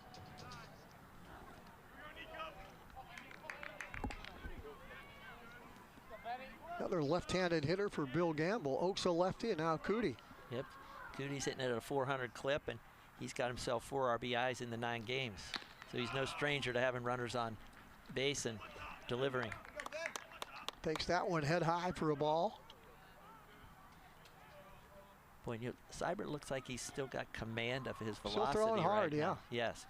I would say his location may be a little bit different, but he's still getting it in there. Fouls that one up into the air. Third baseman coming over right in front of us. He has room and can't get it. Boy, the spin brought that one back to him, and he was, I don't think, expecting that one to float that far behind him. Good point, Joe. Cosmo is taking a look at it. He gets up there, does a nice job with his position, avoids third base coach, all the things you do as a third baseman. Do your loop, everything was good, and it just kept working its way back to the infield. Boy, if you're a catcher, third baseman, that ball's always going to come back to you a little bit. Especially from a lefty to this side of the diamond. It will work its way back. Boy, good swing there by Cootie. Was on that one and fouled it right back to the screen. Sure was. Seibert's challenged him, and Cootie was up to the challenge there. Spoiled that. So let's see if the Polar Bears can take advantage of that. Very easily could have been the 3rd out of the inning, but Cootie stays alive here at 1-2. Yep, extending those innings. Nubs that one right back at Seibert and makes the good throw for the 3rd out of the inning. Nice change up there, change of speeds, and got him to drub it right and back. We're going to take a break as we move to the bottom of the 5th inning here at Jackson, still 3-2. The newly remodeled 30-acre Akron Auto Auction, located at 2471 Lay Drive in Akron. Our weekly auction starts at 9 a.m. every Tuesday. Our public auction offers repossessions and U.S. government vehicles. Akron Auto Auction makes buying and selling with confidence as effortless as possible. We're open to dealers and the public. Check current weekly inventory or learn more at AkronAutoAuction.com or call 330-773-8245. There are 87,000 new IRS agents. Fireside Tax is the best accounting value in Stark County. With audit defense and identity theft restoration through Protection Plus, Fireside Tax can help you deal with the new agent. Fireside Tax has been in business for over 18 years and provides tax, accounting, and payroll services, including flat fee accounting and flat fee payroll. Fireside Tax also handles individual and small business income tax returns. LodgeVision Technologies is a locally owned IT service management group in Winesburg, Ohio. If your small business has technology needs ranging from workstation setups to network management, filtering, and cybersecurity, LodgeVision Technologies has the team and experience to create a solution unique to your business. Our goal is to simplify your business by taking the complexity and difficulty out of technology. Contact LodgeVision Technologies and experience a true peace of mind with all of your technology needs.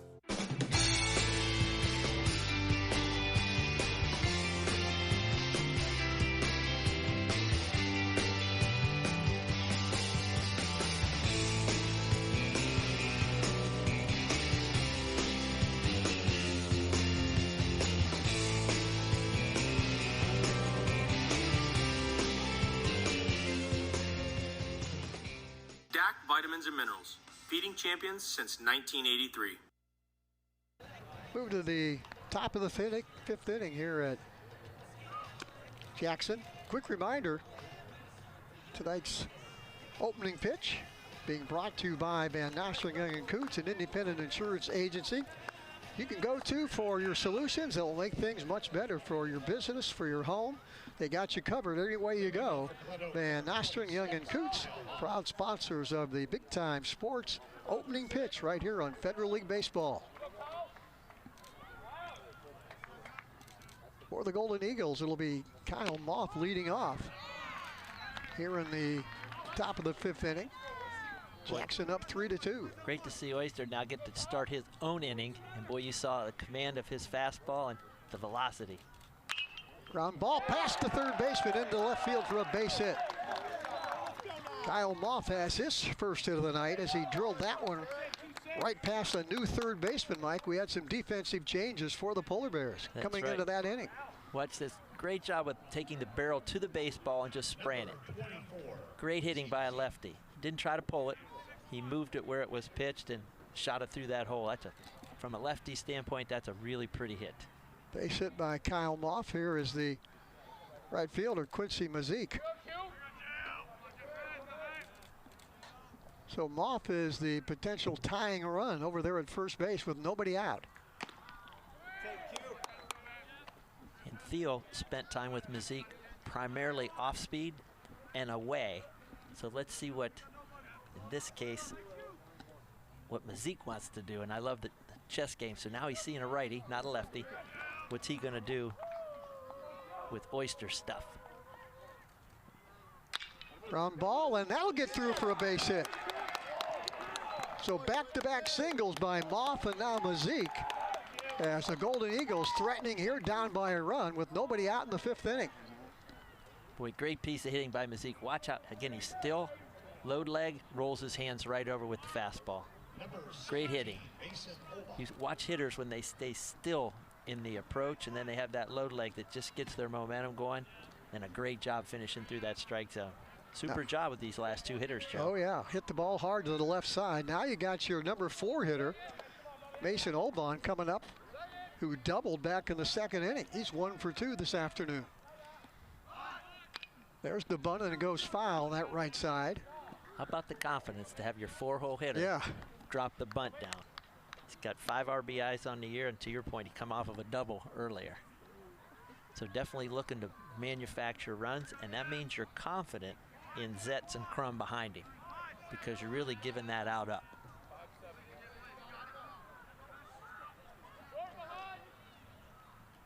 Double play depth for the Bears. And nobody out here in the top of the fifth for GlenOak. Tried to bunt that one and bunt right through it.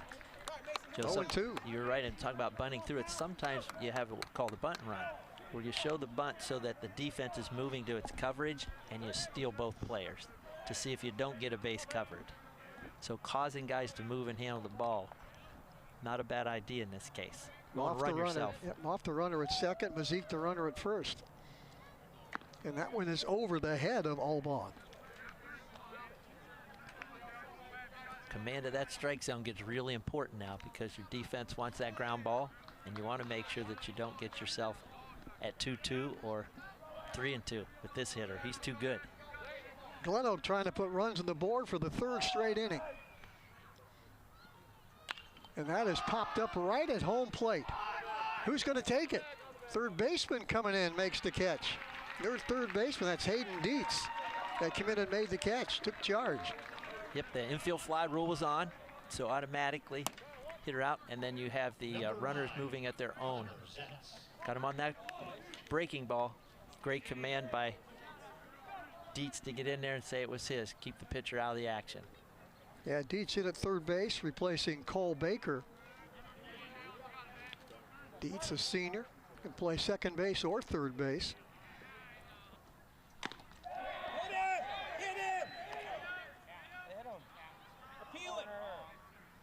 There's a little chatter there. They thought the hitter was hit, and the dugout was letting umpire Bellata know that. Connor to no Zetz. avail. Yeah, Connor Zetz with a strikeout in the second and a single last inning. Takes that one outside. Yep, just up in that zone. So now we got 2-0. Let's see if there's anything special going on here, Joe. Sometimes you double movement, push that bunt back. Nope. Staying straight, letting him hit. Still a hitter's count. GlenOak down by a run, but threatening to tie and take the lead here in the top of the fifth. One out, runners on second and third. They got the heart of their order coming up here, Mike. For sure, and great for our viewers to see a game that's got so much action in it. A lot of base runners, really solid hitting, good pitching, even a little bit of, I'll say, errant fielding, and it all mixes together to make it a 3-2 game in the fifth. Holding that runner. Now he's ready again. 2-2 pitch. There go the runners. Throw down the second base, and that'll go through, and a run's going to score. Going to tie up the game. Mazik is going to hustle into third. He's the lead run. So they threw all the way through to second base, and it cost him a run, Mike. Yep, exactly. Not the best decision in a 3-2 game. Must have seen something on that breaking ball, felt that he could get the trail runner, and the ball was errant. So many times there, Joe, you just want to eat it. Now you got to bring your infield in and shut this thing down. 3-2 pitch coming up to Connor Zetz. Mazik the lead run at third with one out. Line drive through into left field. Right by the shortstop, hit hard, and GlenOak has come all the way back, and they lead it 4-3. What a great piece of hitting there by Zetz. As you watch this replay, watch him. Again, he still picks up the fastball, drove it. Head was down on the end of the bat, drove that thing through there, and what a great RBI with a pressure situation. Still only one out. And here is Ethan Crum, the shortstop, who grounded in a double play last inning. So GlenOak with single runs in the third and fourth, and now a 2 spot here in the fifth. And they lead it 4-3.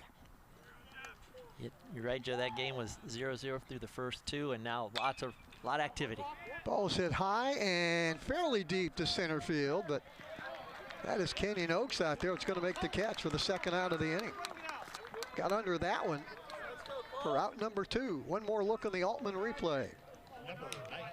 Just had that back arm dragging a little bit, Joe, on that swing, and got under it and kept it in the park.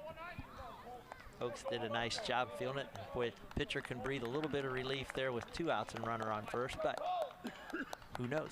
Maybe making a break to get that runner in scoring position. So Oyster has to be very careful here and not to be so deliberate that he allows that jump to be too good for Zetz. 2 runs in for the Golden Eagles. And Zetz still the base runner at first, but now there's 2 out. Here's Colton McLean. And grounds that one past the third base movement foul. GlenOak's done a nice job with the fastball. So these last 2 innings, they're picking it up, rolling their hands over, really putting charges in it. Good piece of hitting by the dugout there, encouraging one another.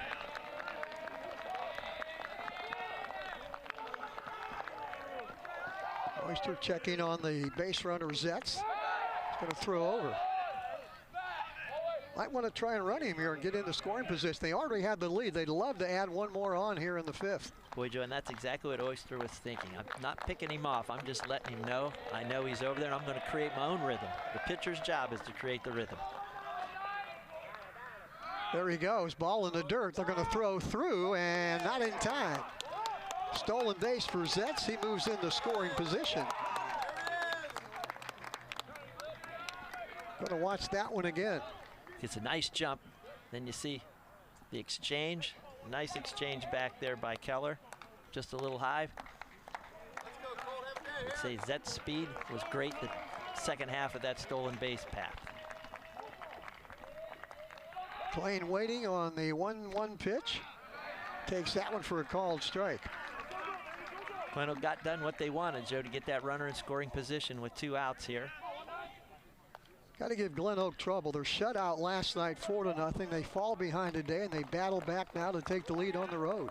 That veteran team we were talking about earlier. That was in the dirt. Zetz doesn't take a chance. You got to be careful now. You got a chance to score a run. You don't want to run yourself into the 3rd out of the inning. So true, Joe. You want to make sure that you understand your whole situation here before you take a chance. In that case, that wild pitch or pass ball's got to get back to the wall. 2-2 count with 2 out here in the 5th. Breaking ball, this is outside. It's a good pitch and a good job by the hitter. You call that a good miss. So now we are at 3-2. McLean 0 for 1 was hit by a pitch and scored last inning. And hits that one to the left field for a base hit. They're going to bring the runner. Going to be a play at the plate. And no play. Ball was cut off, and GlenOak has another run across and now lead it 5-3 on an RBI single by Colton McLean. Boy, what a great piece of hitting. Again, watch it. Does a great job, stay still, rolls those hands over beautifully with a tough count on him. A great piece of hitting. So an RBI single by McLean. Still 2 out. And here is Gavin McCauley, the catcher, who is 1 for 2 this afternoon. Hits that one up in the air. Center fielder Kenyon Oaks is going to take charge for the 3rd out of the inning. But wow, what an inning it was for GlenOak. They get 3 runs on 4 hits. Leave a runner stranded, and after 4.5 innings, it is 5-3 GlenOak as we move to the bottom of the 5th inning. And as we mentioned, good GlenOak credit. They've come in here this afternoon. They got beat 4-0 last night.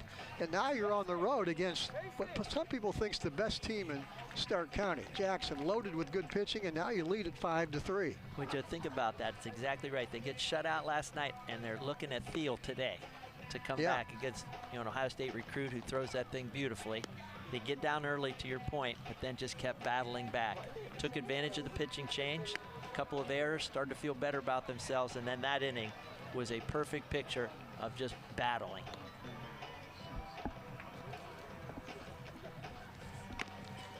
I want to remind everybody, a very serious topic among everybody, not only in Stark County, but all over the country. It's a tough subject, but we have to break the stigma and talk about suicide. On May 28th, your local Board of Mental Health, Stark MAR, is holding a day-long event where you can hear national experts and local professionals talk about the ways we can help prevent suicide, support each other, and ultimately keep our kids safer. Now, anyone can sign up for this. You do not have to work in the mental health field. Go to starkmhar.org, training page for more information, and register. This event is May 28th at the Kent State Stark Conference Center. That is a tough subject, Mike, but one you really have to work hard at and educate a lot of people, and the youngsters especially in the community. I'm glad we're talking about it, Joe, that many times the stigma and folks will then hide behind that and it gets out of control. You're right. If we can see something, say something, become helpful. Be observant. Exactly. Great that we're making that read and making it apparent. Speaking of reading and making it apparent, this is apparently not something that Jackson's used to, and that's being behind. Well, it's still bottom of the 5th inning. They got plenty of time, and they'll send their 3, 4, and 5 hitters against GlenOak. Lane Keller, Dylan Lahr, and Derek Stout. And this is that spot where you're looking at Seibert. He's had 4 complete. He's into the 5th inning. That's right. Can he compete? Ground ball right at the shortstop. Going to have to hurry. Good hop, and they get him on a nice play all around. Boy, that was Ethan Crum that came in and short hopped that one. Then a low throw that dug out by Colton McLean at first. Just an awesome play. Watch this coming right at you into your home. He has to, what we call short glove it on that short hop, field up under, and exchange and throw all on the run, or you don't get beautiful play. That's a big league play right there. It is. By Crum. Had to hurry on that one, and that is a tough play coming in off the, what we say the dirt portion, but there is no dirt out there, but still, that's a heck of a play. Right, the brown color, so to speak here. But that's the only play, and you saw how nice his hands and body balance were to challenge that and then get off an accurate throw. Good play by McLean, digging it out at first base, too.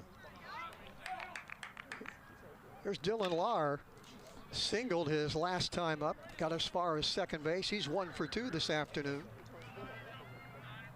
Polar Bears down by 2, but a long way to go here as they play in the bottom of the 5th. Right, John, if you're GlenOak, you're managing outs right now. You're looking at your pitching. Can we get this 9-out thing? Now it's down to 8 outs that we're managing. How do we do that with what we have in our bullpen, as well as how far can Seibert go as the starter? Does this change now what Bill Gamble wants to do, playing small ball? He's looking for a big inning. I think Bill's going to have his guys in the dugout making sure they're having efficient at-bats. Yeah. Hit strikes, don't give in to your pitcher. And if we get base runners, we're going to be who we are. Okay. We're going to move runners up. We're going to stay aggressive. Don't change what brought you here. That's their nature. Yep. The key right now is to make sure that they're looking at Seibert and making good decisions with each at-bat, because there are only so many at-bats left now. I'm impressed with Seibert, so that he's competing right now here in the 5th. Yeah, he's still in the game here in the bottom of the 5th. He's going, what, 4 1/3 thus far. That is hit hard. Center fielder Broom, though, is right on it to make the catch. Second out of the inning, but Lahr got a lot of that one, and Broom was on it for the second out. It put a charge in it. Did a nice job. That breaking ball. Get to see Broom, center field, a great athlete, got a good first step on it. Hauls it in.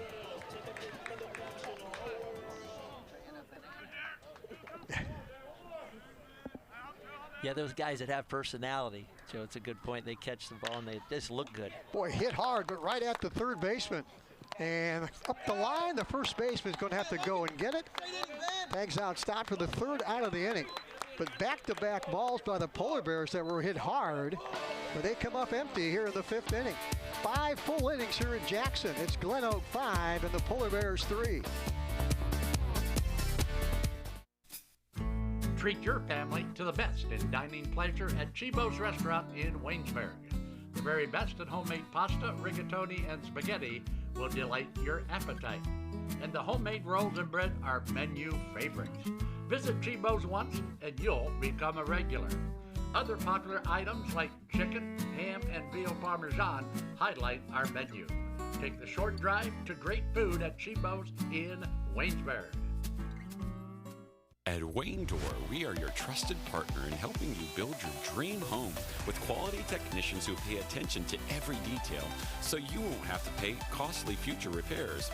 At Wayne Door, we only install high-quality products to protect your family for generations to come. We have your whole house covered with garage doors, windows, and more. So choose the team at Wayne Door. People you can trust since 1973. Visit WayneDoor.com for a free quote today. Hi, my name is Carly Clark-Maley, and I'm a 2010 graduate of Strasburg High School. I was very involved in all athletics here at Strasburg, and I'm just here to tell you today that as some of my fondest memories of being on the athletic fields with my teammates and my friends, it is time that Strasburg gets updated facilities. We hope we can count on your support and vote yes for issue 11 on May 6th.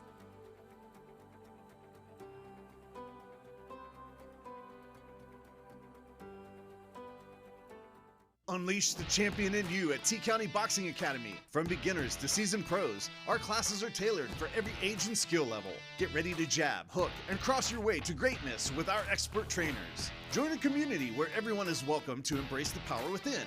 It's not just a workout, it's a journey to a stronger, more confident you. T-County Boxing Academy, where champions are made. Sign up now and step into the ring of endless possibilities.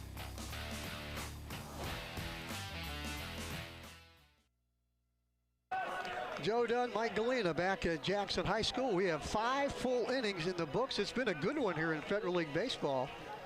GlenOak with 1 run in the 3rd, 1 in the 4th, 3 in the 5th. Jackson with their 3 runs came in the bottom of the 3rd inning. So GlenOak leads it right now 5-3 as we move to the 6th inning. The bunt, third base is going to come in, make the throw, and they don't get him. Logan Cosma hustling down the line. That was a bang-bang play, and they called him safe. And watch, he catches some third baseman back, and it's a beautiful job. We'll call the drop bunt. Pulled it down third base line. Boy, what good wheels. Throw goes just up a bit. Must have seen him just off there, just ever so slightly. Hayden Deach made a nice play at third, hustled in, but that was Logan Cosma simply beat it by half a step down the line, and once again, GlenOak has their lead batter on. I think they've done that, what, 4 straight innings? 5 straight innings. You take a look, yet since that, and it's a double leadoff because you're taking a look at Cosma. He's got good wheels, and you got Broom in here, so don't be surprised if action is on. Broom takes that one inside. So GlenOak up by 2, trying to add on here in the top of the 6th inning. Got their number 9 hitter Cosma on. Now at the top of the order, it'll be Broom, Moff, and Mazik. Dietz is creeping in from the third base position. Trick there is if you get too close, the slap, just enough of an inside-out swing gets it by. It doesn't have to be hit hard, just placed well. So Dietz is in that no man's land of, he's got to read the hands coming up the barrel. Hands come up, that's a bunt. If not, he needs to stop. Broom swinging through that one. Had the third baseman, Dietz, coming in. Now they'll take a look into the dugout. He's saying, you want me to do that again or not? You have to use your count. See, okay, what are we doing with Broom? It's a hitter's count. You got a veteran leadoff hitter. A lot of times you'll say, let's put the action on. Let's keep the pressure on, because they can handle it. That's where that veteran team that we talked about earlier, they can do some things. Trying to keep him close over at first base. Logan Cosma, the runner. He led off this with a bunt single. And now we're at the top of the order, and Bryce Broom. And again, that is high for ball 3. 3-1, that's very tempting with a veteran hitter to go ahead and start this runner. Very tempting, because you know Oyster's got to get a strike in here to keep traffic off the bases. Doesn't go, and Broom takes that one high for ball 4. So GlenOak has something going here in the top of the 6th inning with a single, and now a walk to Bryce Broom. That veteran there, again, great job. He saw that thing up, wasn't a breaking ball. He stayed off of it. Bill Gamble walking slowly out of that third base dugout. And we're going to have another pitching change. As we play here in the top of the 6th inning. Cosma with the bunt single to start the 6th inning. And Bryce Broom with the walk. And it looks like we're going to get Cole Baker back in the game as a second relief pitcher here in this ball game. If they make multiple changes there, looks like we're moving Nakudo in at third base. Now pitching for Jackson, number 4, Cole Baker. Baker will be the third pitcher for Bill Gamble this afternoon. Landon Thiel started. Jeffrey Oyster in relief, and now Cole Baker, the senior, coming in and try and stop things right here. Now you're invited to stay with us after the game as we bring you the Alt Care wrap-up show. We'll be announcing our Cryo player of the game. I'll let my broadcast partner, Mike Galena, decide who that will be, because he always is right on in the player of the game. You do a great job on that, Mike. Well, I get a lot of good help before we have to go on record, that's for sure. Thank you. Yeah, and right now it can hang in the balance here because we've got 6 and 7 innings here to determine an outcome. We could have the player of the game emerge here in the 6th or 7th inning. The key hitter, a nice defensive play. We'll have to wait and see what happens. Exactly. But right now, Cole Baker has the baseball with a chance to stop the Golden Eagles right here at 5-3. Nobody out, runners on first and second. Head coach Bill Gamble has made the change, and Cole Baker has the baseball, the chance to shut him down right here. Kyle Moff now will step in, second baseman. Singled and scored last inning. Walked in the first, so officially he's 1 for 2. You got a new third baseman in, and it's interesting to watch, Joe, because you've got 2 runners on, nobody out, a lefty in there, so there's some things you can be doing right here. Third baseman's got to make sure he's where he belongs. Okay, Moff squared the bunt and sent that one right back to the screen. Yep, great camera angle there to show that the Polar Bears have decided to keep the third baseman what we would call at base depth, so that means the pitcher's got the third base line on a bunt. Everything else will be bunt coverage as normal.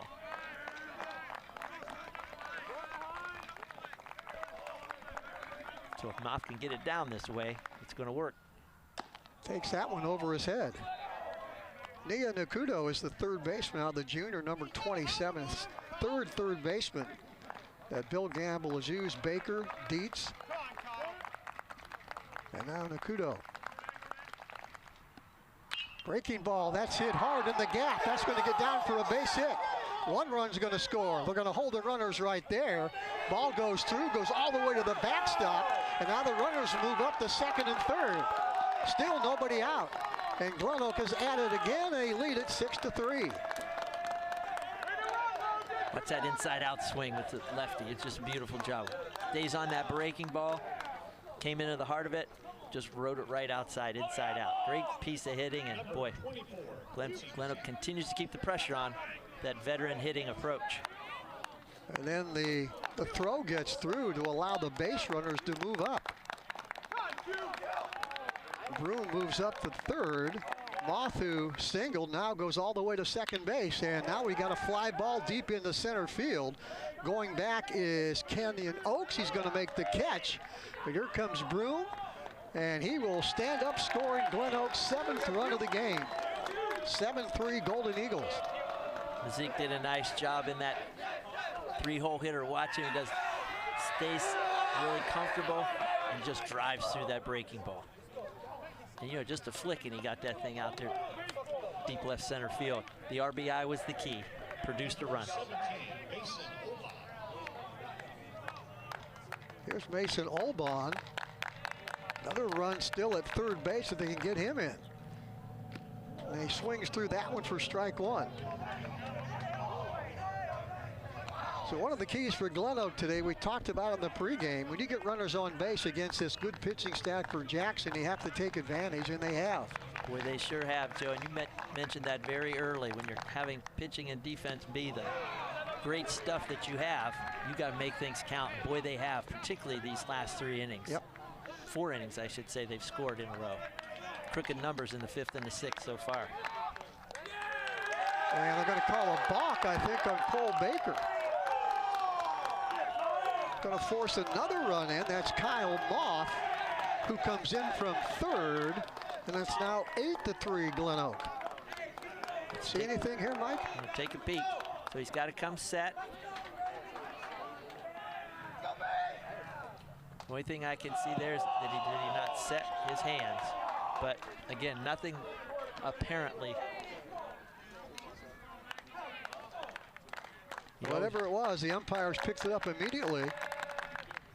There's the breaking ball. That scoots outside. Yeah, probably any type, once they come set, any hesitation can be seen as a deception. So that might have been what was seen there. 2-2 pitch. Fastball, and fouls that one right off his shoe tops. So GlenOak with back-to-back 3-run innings. In the 5th and 6th, they lead it 8-3.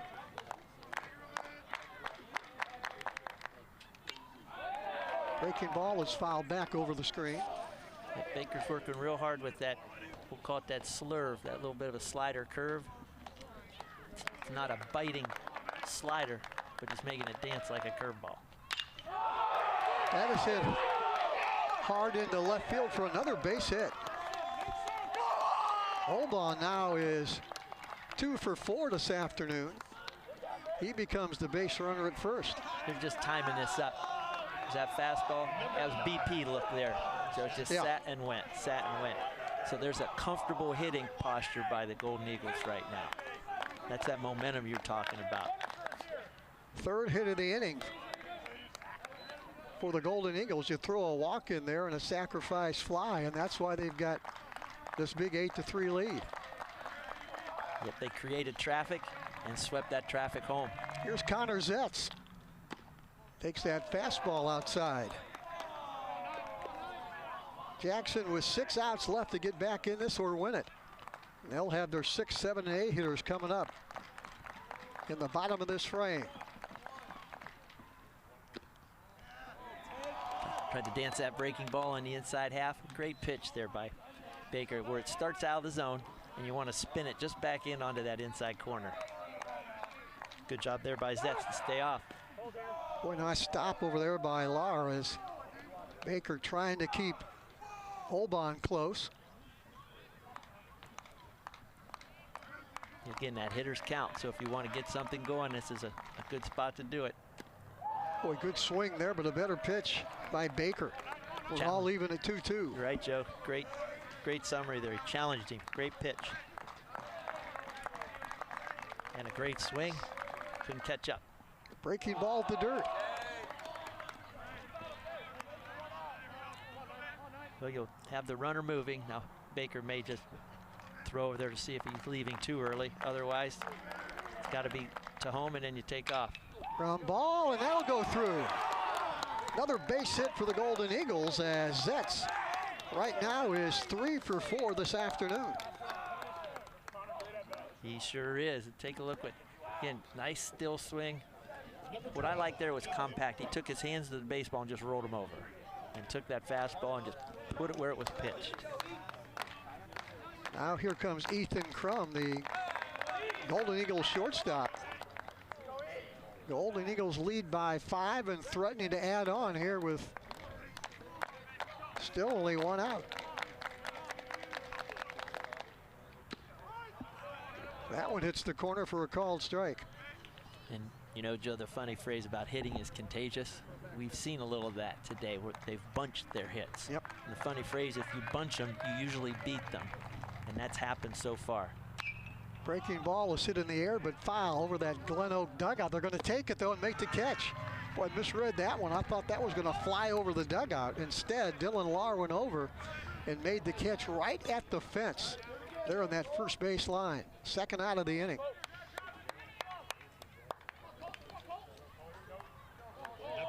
Yep, he worked that breaking ball and took a little flail at it, so to speak. Crum tried to protect, and it stayed in play to create that 2nd out. Here's Colton McLean.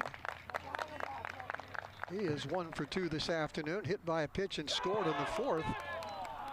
And that'll move the runners up again. So GlenOak with a hit here can really make it tough on the Polar Bears. Jackson trying to hold him right here at 8-3. You're right with the wild pitch there. To your point, Joe, if there's a single, Coach Frisbee's going to force the action. Gotta send him, yep. He's going to force the action. Good pitch in the outside corner. Jackson's outfielders are pinched enough to take away anything that might be a sinking line drive or a looper. They've tightened it up just a little bit. If it's over their head, they're going to take their chance with that.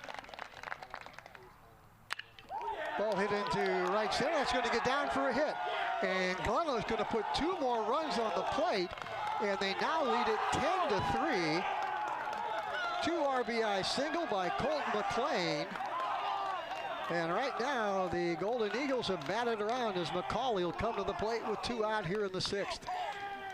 Stayed back on that breaking ball, and again, just flared it to right field. And with 2 outs, you got guys running on contact, so 2 RBIs.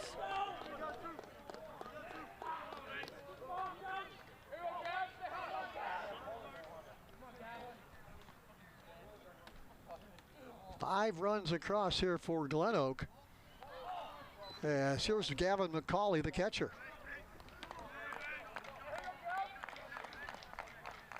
This all started with a bunt single by Cosma. Then a walk, another single, sacrifice fly. And it all adds up to 5 runs across. Well, Joe, in each one of those you just described, those were great at-bats situationally. Getting the ball where you were supposed to manage it, bunting it, or just spraying the baseball, hitting strikes. Now, go back to that veteran team. I think GlenOak figured it out and started to lean into the repetitions that they've had, and it's produced for them, obviously.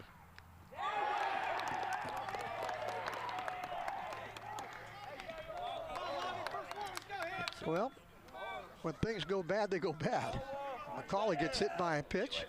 He moves to first base. McLean, who singled and had 2 RBIs, moves to second base. And here comes Bill Gamble out of the dugout. We're going to have another change in pitching. Actually batted around, haven't we? They have. We're going to take a break as we play here in the top of the 6th. It's GlenOak 10, Jackson 3. We're back on Big Time Sports right after this. Welcome to Willis Group Realty, where service meets excellence. At Willis Group Realty, we pride ourselves on customer service. We ensure smart investment choices for a secure future. And we give back to the community because we believe in building stronger neighborhoods. Commercial, residential, land, whatever your real estate needs, Willis Group Realty has you covered. Willis Group Realty, welcome home. It's always that personal touch that they know you. Primetime has people that can help you through every step of the way, and when you're my age, you need that extra help. You don't want a lot of questioning when you're already dealing with a medical issue. Primetime is trying to help us get down the road as long as we can. And if you're not in the right situation, a senior can lose everything. I feel with Primetime we picked the best program. Bill Gamble using his 4th pitcher of the night, and it's Noah Calando. Familiar name to sports fans, wide receiver for the Polar Bears, and a good one during the fall. And now at 6'4", he comes in trying to close the door on GlenOak, who have pushed across 5 runs here in the top of the 6th inning and lead it 10-3. Calando throws hard but throws high. So there's that athlete, you can just tell, a thrower who's got velocity, who doesn't shy away from the moment. So Coach Gamble says, hey, let's go get our competitor in here and let's get out of this thing. Swings through that one. Calando coming in, throwing hard. Yep, Cosma started this whole thing with a hit. Yeah, Cosma had that bunt single to start things here in the 5th inning, and who knew where it was going to go from there, but it ended up with 5 runs, and GlenOak's not through yet, maybe. We're right there. Take a look at that line score. It went 1, 3, 5. They just kept jumping up the odd numbers, and the more crooked they got.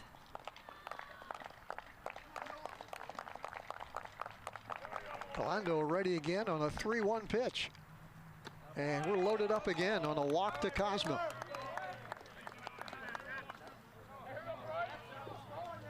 Just missing high in a strike zone for this hitter, Calando. He was just up on everything there. Number 2, Bryce Broom. Now we go to the top of the order, and Bryce Broom, as things do not get easy. Broom doubled in the 3rd, walked and scored in the 6th. Takes that one for a strike.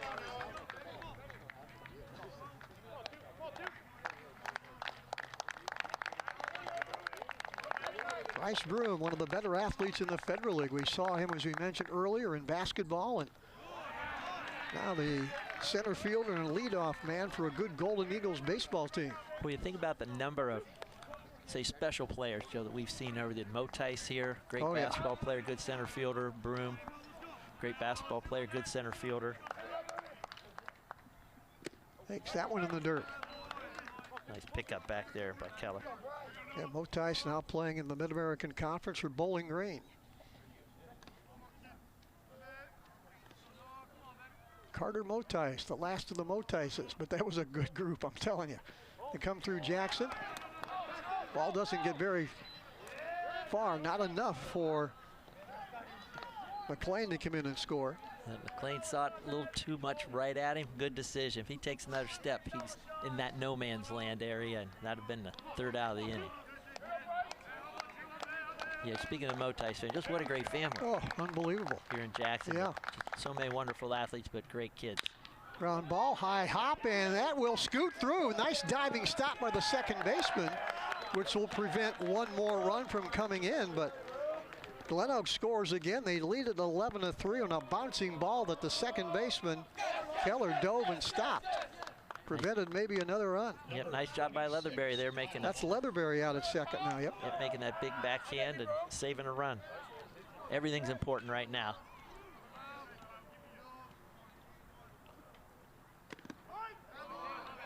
Here's Kyle Moff, the second baseman, hitting for the second time this inning.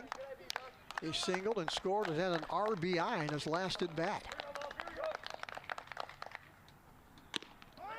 Polando throws hard right at the knees for a strike.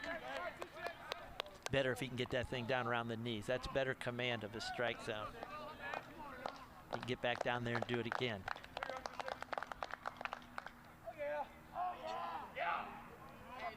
Double check again with the bases loaded. You can work from your windup. Greatest velocity from here. Polando on the 0-2 pitch. And that is fouled back and out of play. Moff did a nice job at just getting rid of that pitch. Battle, get rid of it. Live to see another one.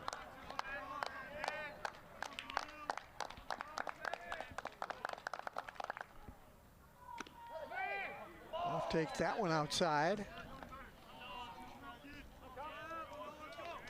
This has been a long, long inning. GlenOak with 6 across already. Jackson trying to get out of here, no more damage. Mano-y-mano right here, Joe. You got Polando bringing heat. You got Moff, the veteran. Great hitting average so far this year. It's just my challenge and your challenge. Let's see who prevails here. I wouldn't throw him a good strike here. I'd bounce it. Oh, he went right at him. Right at the knees. Yeah. Called strike 3, so the Polar Bears finally get out of it, but not before the Golden Eagles push 6 runs across as they move to the bottom of the 6th inning. It's GlenOak 11, Jackson 3. We're back right after this timeout. Certified by the American Lighting Association, Furbay's Light Shop is your go-to for all lighting needs, residential, commercial, or industrial. Our experts assist with every detail, from bulb size and fixture type to designing layouts. Visit us for hands-on displays showcasing various fixtures, or log in to furbay.com/lightshop. Let us help you visualize the perfect light for your space. Whether you need advice or want to explore lighting options, stop by or log in to Furbay's Light Shop today and see how we can brighten your project. Welcome to PAC Oil Drilling, your local energy partner. Embrace the benefits of domestic oil production with us. We pride ourselves on safe and environmentally responsible practices, ensuring minimal impact on Ohio's beautiful landscape. Our dedicated team is committed to meeting energy demands while preserving nature's beauty. PAC Drilling is a big supporter of high school athletics and academics. We wish our athletes the very best on the field and in the classroom. Joe and Mike Galena back at the Jackson Baseball Complex. We move to the bottom of the 6th inning. GlenOak right now up 11-3 as they have put some big crooked numbers on the board. 3 in the 5th, 6 more in the 6th. Jackson now a long way back, down by 8 as we play here in the bottom of the 6th. It'll be their 6, 7, and 8 hitters And this is Evan Beard, who gets that one out to the right fielder for the first out of the inning. Put a charge in it, though, Joe. Take a look. Jumps on that good fastball. See, and I see it. That's my strike. Inside-out swing. Hit it to Mazik. That's the wrong place to go in that outfield. Sumwell, as Leatherberry steps in here. And Luke Leatherberry drills that first pitch to left field for a single. Boy, he got all over that Seibert fastball. So the Polar Bears have a runner here in the bottom of the 6th. How about Leatherberry? Settle in there. There's my fastball. I'm going. Kept his hands inside out. Good job spraying that baseball, especially coming in late and get adjusted. His father was a great basketball player at Minerva and Malone, and his grandfather a great pitcher at Carrollton and Malone. Sam would be his dad, and Russ would be his grandfather. So a lot of baseball lineage there. Oh, yeah. Athletes for sure. Here's Clayton Macaluso, who is 2 for 2 with a run scored, doubled in the 3rd and singled in the 4th.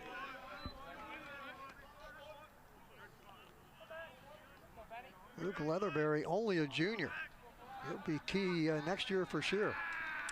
Yep, he'd been starting off and on and getting some ball games, so you can tell they're grooming him, getting him those innings so he's got some experience here in the league. Doing good work. He's the runner at first, and they need a lot of runners here in the 6th. Need to put some crooked numbers on the board themselves. Ground ball right at the 3rd baseman. They get 1. And they get 2. 5-4-3. They turned it, and that was a quick double play here in the bottom of the 6th inning to get GlenOak into the dugout, up 11-3. Well, truly, they say that's around the horn there, the 5-4-3, and watch how quickly Hoff does a good job with his exchange. Yeah, that was the key. That ball was hit hard, but that was Cosman, who made a nice throw and a good turn at second base with Kyle Moth turning it for the double play. We move to the 7th inning. It's GlenOak 11 and Jackson 3. Adventure? The 2025 Chevrolet Equinox is here. With its sleek design, advanced safety features, and spacious interior, the Equinox is built for your next journey. It combines performance with efficiency. Find yours at Ferris Chevrolet Toyota. Locally trusted, family-owned, and dedicated to your driving needs, Ferris Chevrolet Toyota makes finding your dream car easy.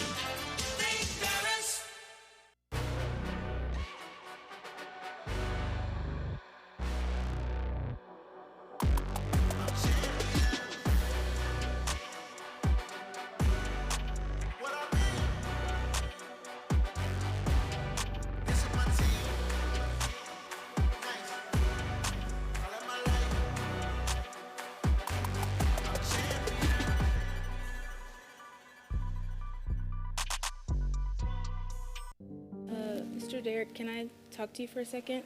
What's going on? My best friend needs a lot of help, and I tried to talk to her about it, but she won't talk to me anymore. Well, I kind of told her that you were my trusted adult. Is that okay?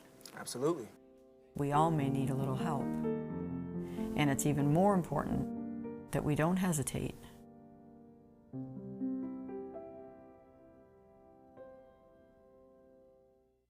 Introducing Pizza Oven, a legacy since 1956. For decades, we've delighted taste buds with our authentic flavors. Indulge in our scrumptious menu, carefully crafted to satisfy every craving. From crispy pizzas to fresh salads, tender chickens to savory pasta, we have it all. Visit pizzaoven56.com and experience the taste of tradition at your fingertips. Pizza Oven, serving Northeast Ohio at our 10 locations. Hey, you guys want to practice for the golf scramble? Right now? How? I got an idea. Now we know what you're doing when we can't find you. Wayne? Looks like we have a problem. Do you really know what's been happening on your roof? We can help. Don't risk costly damages and disruptions to your business operations. Schedule your complimentary roof assessment today. Back at Jackson High School, Joe Dunn along with Mike Galena. Glad you joined us today for Federal League Baseball. 11-3, GlenOak leading this one as they come to bat here in the top of the 7th inning. Boy, Joe, you take a look at the first 2 innings. GlenOak doesn't put any runs up, but now the last 4 innings, they've just steadily kept offensive pressure on the Polar Bears. It'll be Quincy Mazik, Mason Olbon, and Connor Zetz. As we mentioned, 3, 4, and 5 for GlenOak. Noah Calando still on the mound for his 2nd inning in relief for Bill Gamble, who has used 4 pitchers this afternoon. Nice look at Mazik here, challenging that fastball. Good spot there in that outside corner. Yep, you're going to get a fastball by Mazik. It's going to have to be away. Mazik is 1 for 2 officially. Singled in the 5th, walked in the 3rd, then had a sacrifice fly in the 6th. As you mentioned, Mike, he's on the way to Cincinnati to play for the Bearcats. Being one of those repository players to watch, there are only so many of those, so it's nice that we get a chance to see him. And we had Landon Thiel on the other half. Yeah. That's hit high in the air on that left side. Left fielder camping under that one, and that's the first out here in the 7th.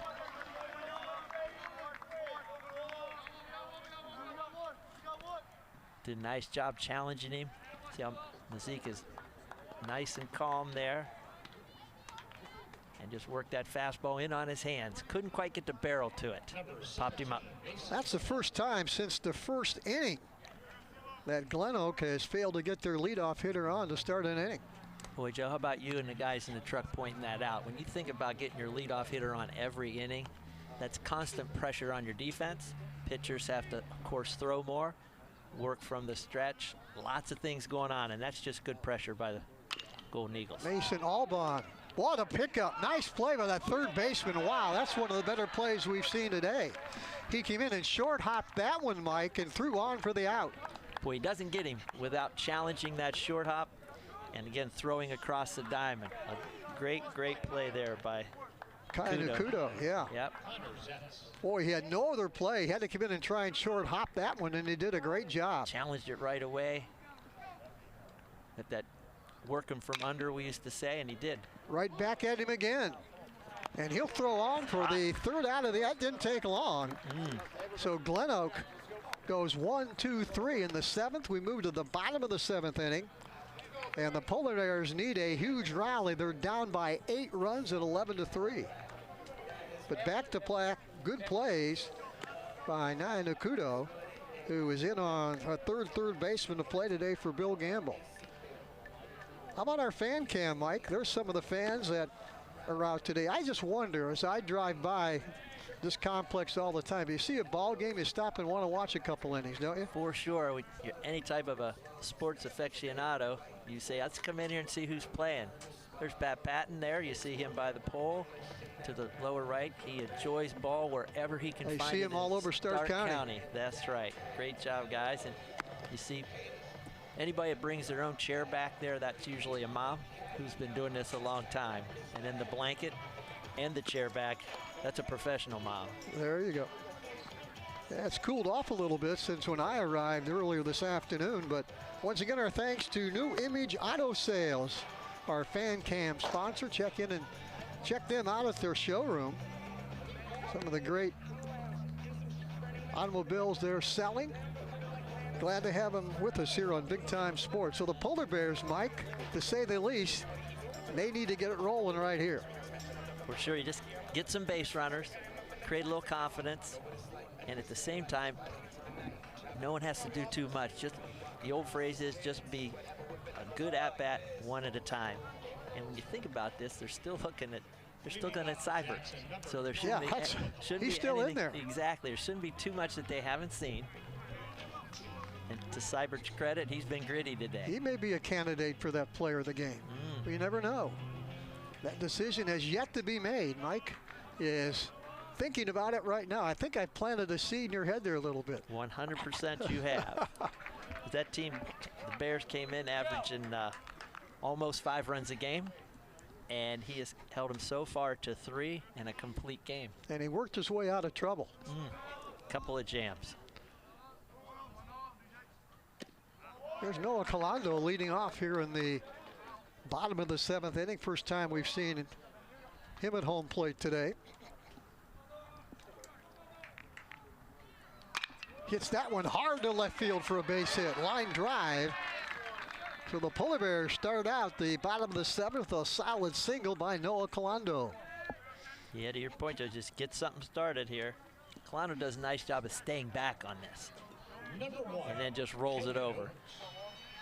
Nice, we used to say, didn't step into it, just rolled his hips and did a nice job with his hands. Good piece of hitting. That's an athlete. Go to the top of the order in Kenyon Oaks. He takes that one outside for ball 1. Boy, Oaks put a charge into the baseball back in the 3rd inning and drilled it over the right center field fence for a home run. Don't see many of those in Stark County, but he drilled that one. That to the deepest part of the park, probably very close to 380. Right now he's just looking to get 90 feet. Just be a base runner. When you're down by 8, you get your leadoff runner on, you're at the top of the order, anything can happen. Hits that one deep. Broom going back, way back, looking up, and is that one out of here? I think it is. Second home run, yes sir. Kenyon Oaks with his 2nd dinger of the night. This one over the left center field fence. 2 home runs on the night, and Jackson's got 2 runs on the board, and now it's 11-5 GlenOak. This is the Simpson Heating and Cooling big blast of the game. Watch this one, Mike. What Kenyon does, it's so amazing, is he went to right center with the last one, depending on what was pitched. As you see it coming over the fence here in left center, he goes left center with an inside out, but his bat speed was so good with the power of the pitch, it carried the distance. So he goes 380 both ways by just having a great swing speed.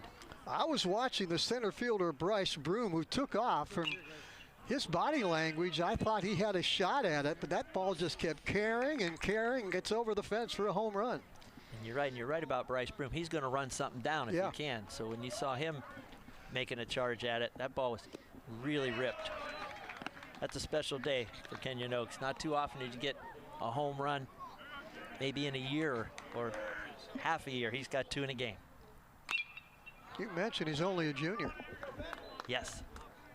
And again, has healed up from a couple of just tough back issues, and he really looks agile, flexible right now, and certainly his production is showing that. Maybe as good a leadoff hitter as you're going to find in high school baseball right now in Northeast Ohio. He reminds us of Mo Tice with a little more power. Yes, good point. What gives life in that dugout? The old phrase, so you say there's a chance. Nobody out, get base runners. There's a Nico Cootie at 3-2. Hits that one right at the second baseman. And that's the first out of the inning. And that's what GlenOak needed, maybe to, you're down, you're up 11-5, but still in the back of your mind saying, hey, this is Jackson, anything can happen. That's right. And when you're GlenOak, you take a look at the pitch was nicely done. It was moving away and tried to be pulled, and a little 4-3 put out. But what you're doing now is just managing outs. You're down to managing 2 outs any way that you can. Here's Lane Keller, second baseman for Jackson. He is 1 for 3 this afternoon, doubled and scored back in the 3rd.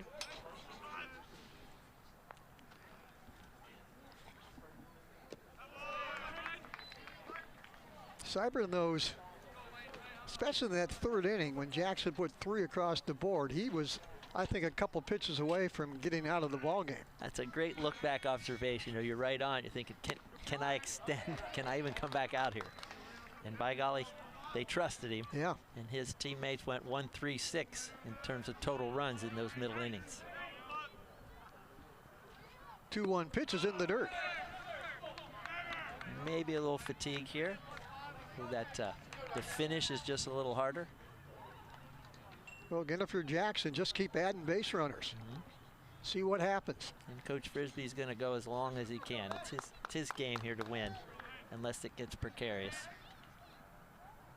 And that goes high, ball 4, and the Polar Bears have another base runner here in the 7th. 2 runs already across. You see where the miss is. This is how you know it's tired. Yeah. See it up? That may be it. Falling out of that good form that he was having earlier.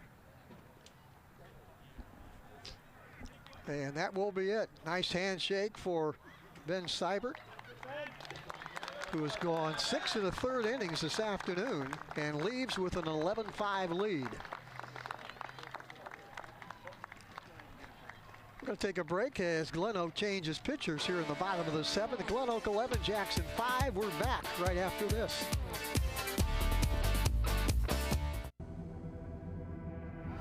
This moment, it's a choice.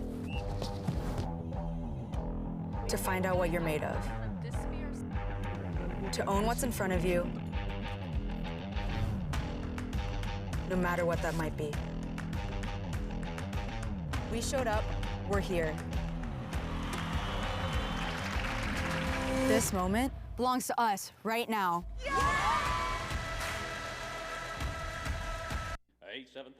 The newly remodeled 30-acre Akron Auto Auction, located at 2471 Lay Drive in Akron. Our weekly auction starts at 9 a.m. every Tuesday. Our public auction offers repossessions and U.S. government vehicles. Akron Auto Auction makes buying and selling with confidence as effortless as possible. We're open to dealers and the public. Check current weekly inventory or learn more at akronautoauction.com or call 330-773-8245. There you see GlenOak's second pitcher of the night. That is senior Will Douglas. In relief of Ben Seibert, who had I guess the way to describe this, Mike, this was a gutty performance by that young man. First pitch is hit high in the air. Center fielder coming over, that's Broom, and calls off Mazik to make the catch. Center fielder took charge and make sure he had that one. Second out of the inning. Boy, John, good way you say that center fielder takes charge. It's his to take charge. Well, how about that little slider as an opening pitch? Center fielder is in control, so he can go everywhere he needs to be. When his voice is heard, everybody's moving out. And Douglas has to love that. That was a quick out. Just needs one more.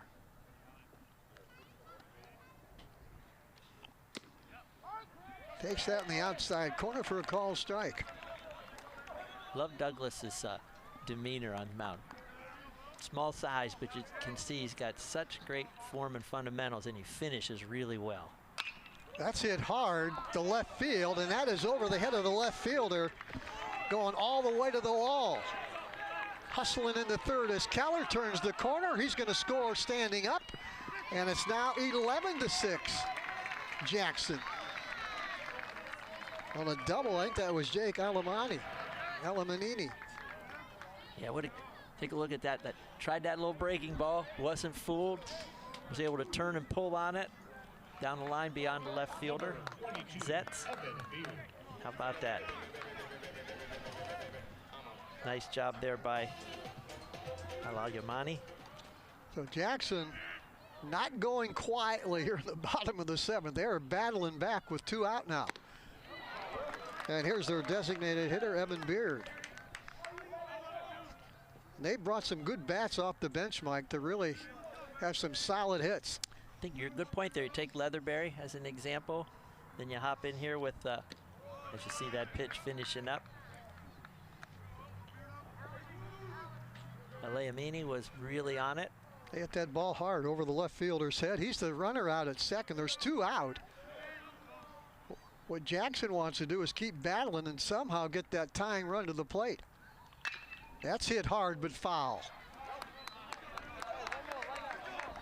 Yep, Beard put a charge in that just outside. 11-6 GlenOak, but Jackson with 3 runs here in the bottom of the 7th to make things a little interesting. Very interesting, and to your point, Joe, if you just throw a little more momentum into it, who knows? They say keep the line moving. Just keep the line moving. It's out in front of him just a bit. Beard has been the designated hitter all afternoon. Yep, having a great year so far, Joe. Hitting .350 coming into today's game, 7 RBIs through 9 games. Now here's, if you're In this case, if you're really paying attention, it shouldn't be a strike. In the dirt. Yep, took him down away, see if he would go fishing. Beard with that open stance at home plate, getting a good look at that one. Good decision by Douglas. Even 2-2. He could almost use that slider where it starts and then finishes away. Diving away. Let's see what he's got for him. Hits that one off the end of the bat, and that's going to be just foul. That was about a foot foul on that right field line. Got just enough to spoil it, didn't he? And boy, you could tell Douglas went right there. That started that what looked like a fastball was going to be down, but it was actually a slider away. And great, great hitting there by Beard to just spoil that. That'd have been 11-7 had that been a couple feet the other direction. For sure. Comes the 2-2 pitch from Will Douglas. Evan Beard being tough at home plate. He's spoiling it, boy. Nobody wants to be that third out. And that's the mindset you need to have, Joe. I'm not going to be that guy. I'm going to battle. I'm going to get on anyway. I'm going to create something anyway. Beautiful camera shots by our guys in center field and behind first base and home. And a good look as nightfall sets in here. 2-2 pitch inside, and it might have hit him. It did. So another base runner for Jackson. Hit him right. Look on the left arm. Didn't move much, but they need base runners. He took one for the team. Need that good phrase for it. Did you take one for the team? Put that left arm in there. Got that slider tight. Pitch running at first for Jackson, number 19, Braden Armstrong. Here's Braden Armstrong. He's going to run for Beard at first base. Jake Miller. Getting as much speed and athleticism on the bases as they can. Here's senior Jake Miller. Right-handed batter coming up. Runners on first and second. 2 out. Jackson down by 5, but threatening here in the bottom of the 7th.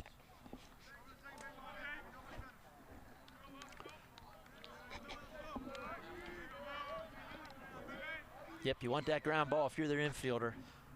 Got that good close base rule, so to speak. Cover them all up. Or we used to say, go to the base that the momentum of your fielding takes you. So if you're the left, if you're a third baseman, it takes you to your left, you're going to finish that one in the middle. Any base will get you out and get you the game. That is hit down that right field line. Mazik coming in, dives. Did he make the catch? He did. What a catch to end the game. That was a heck of a catch by the right fielder, Quincy Mazik. If it gets by him, that may score 3 and make things really interesting, but he dives and catches one of his knees, and GlenOak gets out of Jackson with an 11-6 win. What a scintillating play, Joe. Watch this from the angle. Mazik levels out parallel to the field level, makes a commitment, catches that line drive that was working away from him. That's a big-time play. That gets by him, Mike. Things really get interesting. That would score 2, maybe 3, but as it is, GlenOak comes into Jackson today and wins it to keep in contention for the Federal League. We're going to take a break, come back with our player of the game with our Alt Care wrap-up show. In this moment, it doesn't matter if you save money in 15 minutes or if your neighbor has the same insurance that you do. What matters right now is the quality of your independent insurance agent and the company that stands behind them.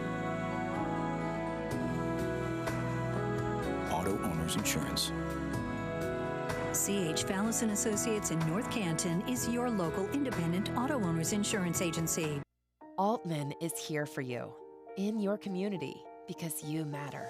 We're proud to be the area's first and only independent health system. We are one team, joined together and committed to one mission, to lead our community to improved health.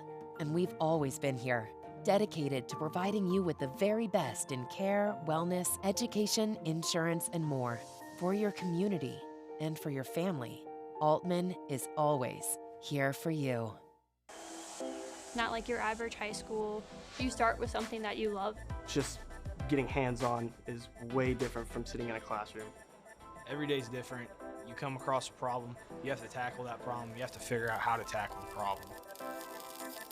Skills I've acquired through just my lab in itself have been mind-blowing. Definitely here at Buckeye, they prepare you for any situation that you could go into after high school.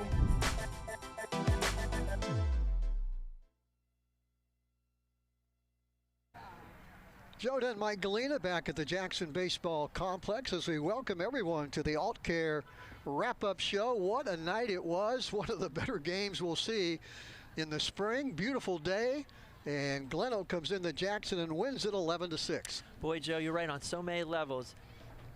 Jackson leading the league, undefeated, takes a lead into the third, and then the veteran leadership of the GlenOak Eagles just kept chipping away, and gosh, those middle innings, they just kept adding runs on it. Ended up 11-6. So credit the Golden Eagles for battling and grabbing that momentum when they did in the middle innings. Yeah, we saw a little bit of everything. Clutch